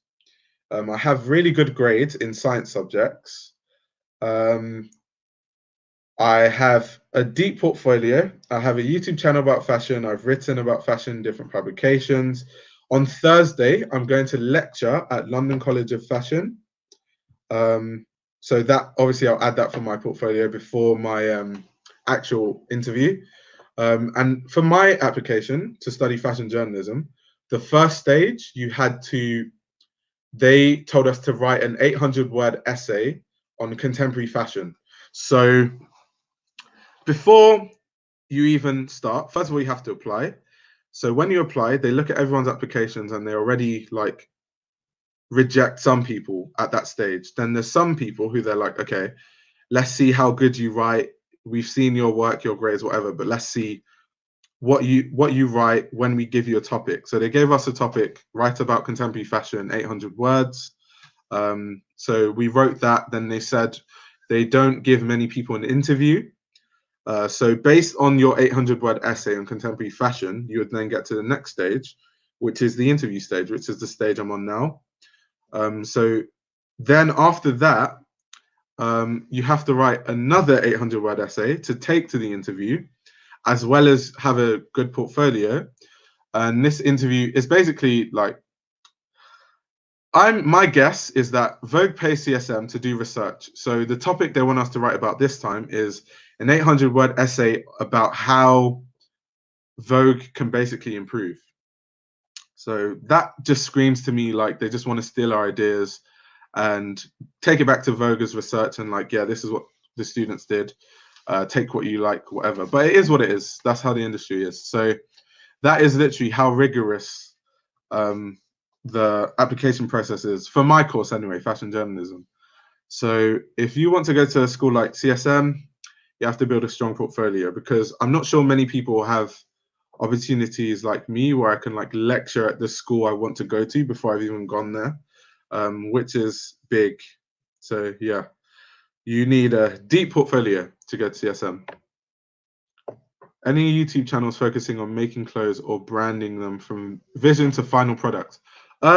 Zoe Hong has a really good YouTube channel that's about that. I think only her though that I know of. I'll put her YouTube channel in the comment section. Gloves need to make a serious comeback. Dior winning glove boxes are for gloves, not condoms. That's jokes. Let's see. Did I watch the fight? I'm guessing you're talking about. This is totally off topic, but it's a live stream. It's not necessarily a fashion live stream. Deontay Wilder versus Tyson Fury. Yes, I watched the fight. Yes, I was shocked because I thought Deontay Wilder would knock Tyson Fury out. Yeah, that was crazy. That was really crazy. Oh yeah, someone just said it. A YouTube channel I find very informative is Zoe Honk. Yeah, exactly. Do you have any recommendations on how to get more confidence wearing more experimental clothes? For me, this is very hard as a 16-year-old living in a small town in Montenegro where everyone dresses the same. I think it comes with time. So when I first got into fashion, I didn't have a YouTube channel. I didn't have a following of any sort. So people, when I wore experimental and like avant-garde clothes, people just thought I was crazy, like I was mad, like something was wrong with me. However, now I'm kind of privileged in the fact that I've been able to build a really, really intelligent audience, which is you guys. And a lot of my friends, a lot of people that know me who used to think I was just weird for wearing avant-garde clothes have now actually understood fashion because of my channel and like seeing the following I've been able to grow. And now they just kind of understand it for what it is.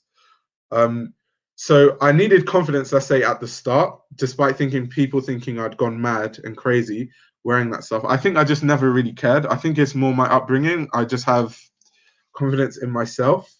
But I think now I don't feel as much pressure because people kind of understand it more. And compared to like when I first got into fashion and now, more people know what Rick Owens is, more people know what Yoji is. So more people will know like what you're wearing, essentially.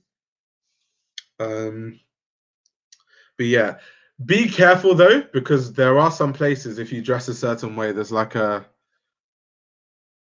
stuff that could happen to you. So like I'm 6'3" and I'm big, so I'm not scared of like being attacked for wearing a dress. However, if you're like small and you're from like a really homophobic place, be careful is all I'll say, because there could be some physical repercussions to wearing certain things, and you have to also be aware of that. You have to be realistic. Do you think being part of Fashion Week is worth it for the brand?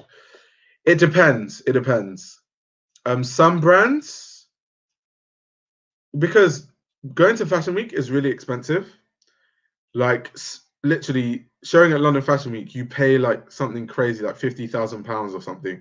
For a brand like Burberry, that's like change. For a smaller brand, it's hard. So once again, I actually love giving information about the industry because I've worked in the industry for so long, and there are a lot of people I know who watch this channel who want to learn about the industry. So in the fashion industry, most new brands, let's say in London is what I know about because I'm from here. So a brand like, let's say, Moa Lola is a good example because Moa Lola is like where it's going is kind of what I want to talk about. So Moa Lola is a brand by Moa Lola.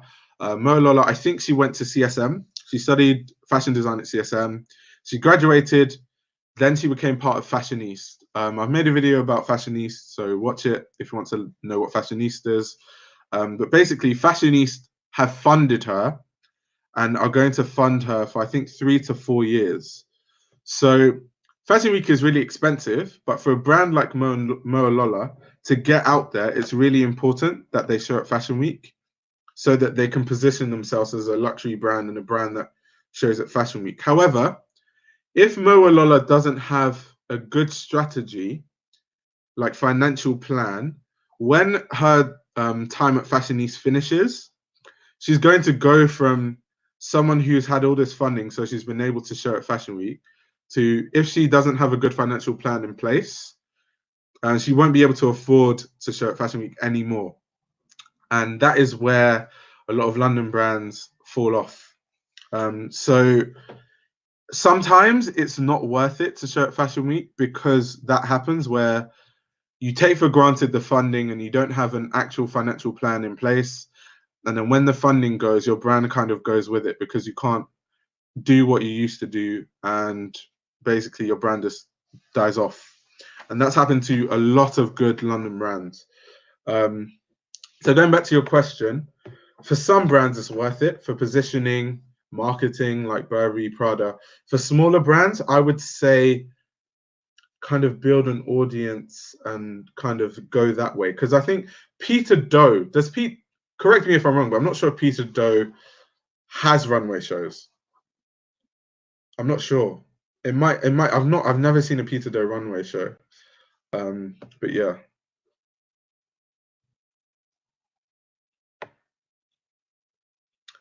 Let's see. Where do you want to work? Where is your dream career? Well, my ultimate goal, as you guys know, I'm applying to study fashion journalism, is to be a fashion journalist. So my goal, I guess, is to write books, publish books, work for magazines. Yeah, that's literally my plan. Write books, write for magazines. But magazines I actually want to write for. I don't want to write for like Vogue magazine, because Vogue magazine is the hottest trash as far as fashion journalism goes.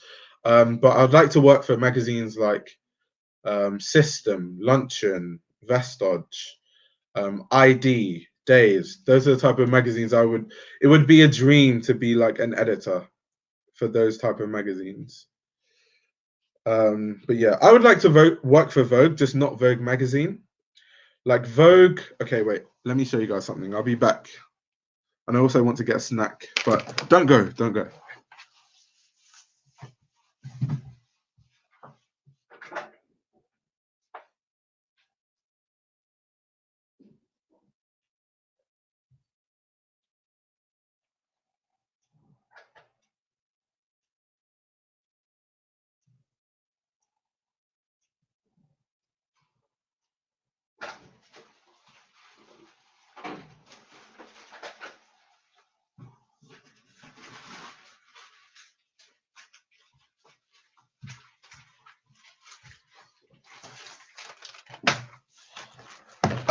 I'm back. So essentially, Vogue magazine is horrific. I need to clarify this because I always say Vogue is horrific, but I'm really just talking about Vogue magazine.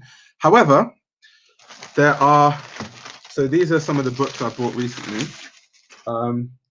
So Vogue make books like this. Vogue on Alexander McQueen, or let's say Vogue on Christian Dior, or Vogue on Jean-Paul Gaultier, which is actually really good journalism, and there's really good information. It's well researched. It goes quite in depth. This is the good stuff that Vogue makes. Like Vogue makes a lot of good stuff, but it's kind of ironic because what Vogue is known for is a magazine, but the magazine is the worst thing in terms of fashion. It's weird. It's strange. What do you think about Blueberry and H&M burn clothing more companies? What? Do you have any tips on saving up for more items? Stop buying things that don't matter. Like cook food instead of eating takeaway. That's a good one. Because there are months when I look back and I literally spent like £100 on takeaway, and I'm like, how? I literally could have saved that. I'm loving all the business insights. Any recommendations on resources to find these information gems? Really, books. It's a broken record, I know, but like once again, like I said, with my YouTube money that I earn, I put it into my book budget. The only way to learn about something is to read and research. There's no other way, because someone like me, for example, it's really hard to make a YouTube video. So there's a lot of YouTube videos I want to make, but the process of actually making a YouTube video takes a long time. And if you want to learn about that before I make the YouTube video about it, then you have to read about it. There's just no other way about it, really. That's in terms of like general information about designers and fashion history. If you want to learn information about the business insights, you just have to work in the fashion industry. Like all this stuff I know about the business side of fashion is because I've worked in the industry. Let's see. So many questions. This is dope. He said, "How am I still alive?" So as a journalist, do you want to work at a bureau or be a freelancer? I would want to be a freelancer. I would want to be a freelancer. Hopefully, if I still have a good audience by the time I do become a journalist, when I write my books, there'll be books on like really interesting topics, and hopefully that will be able to keep me afloat to the point where I could be freelance. Whatever happened to him going to Miu Miu? Yeah, I don't know what happened to that, to be honest. Do you think aesthetics in fashion is good? I find it annoying. Maybe I'm looking at this wrong. Aesthetics from what perspective? Last time I was here, we were talking about Kelly Oubre style. I applied for the foundation course in CSM and got rejected the next day. Luckily, I got LCF for backup. Yeah, CSM is tough. It's tough. It's tough. Like, don't feel down on yourself, even if you don't get to CSM, because what you can do is study, let's say, fashion design or fashion journalism at a different university and then do a master's at CSM. How old am I? I'm 22.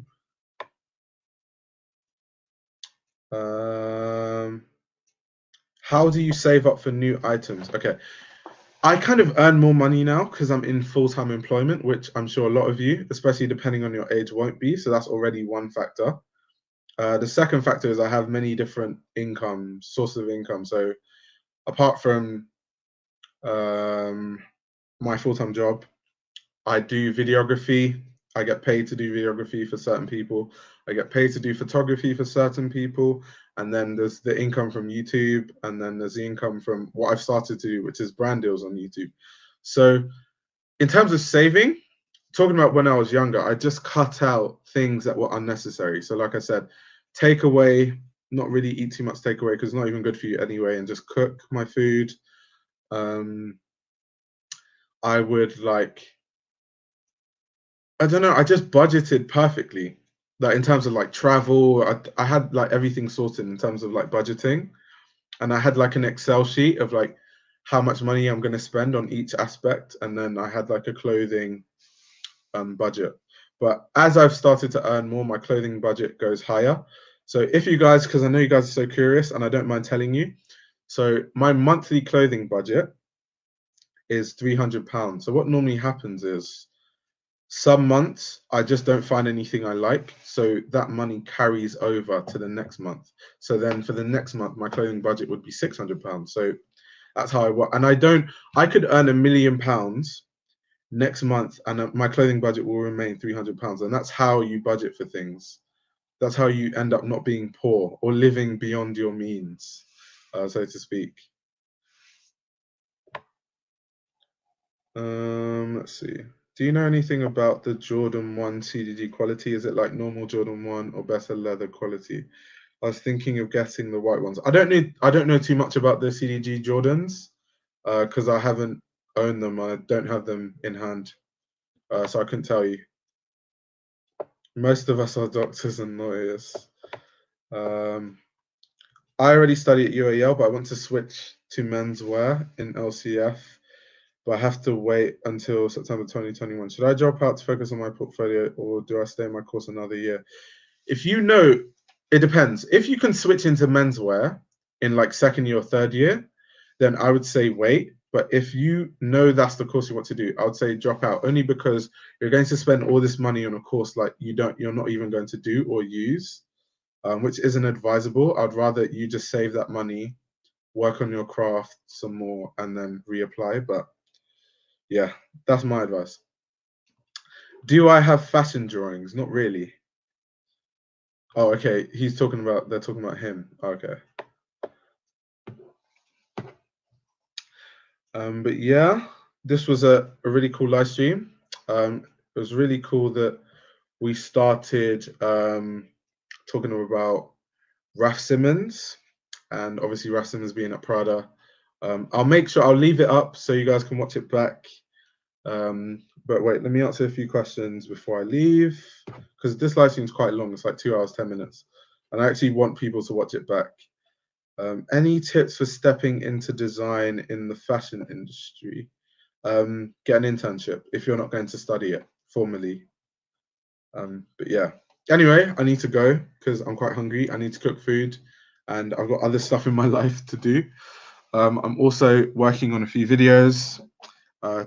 For the 84 people that are on the live stream now, I'll tell you what the upcoming videos are. So the next video is going to be about fashion magazines that you should read. And then after that, I kind of don't know what order it's going to be, but I want to make a video on the history of Prada, a video on who is Raf Simons. Wait, let me just check my folder quickly. A video on how I do my fashion research. A video that goes into the history of the Royal Academy of Arts in Antwerp. Yeah, so those are the next few videos. But yeah, anyway, thank you so much for always watching my content. Thank you for being part of the live stream. I do appreciate everyone that watches anything I do or supports in any way. And yeah, thank you very, very much for joining the live stream.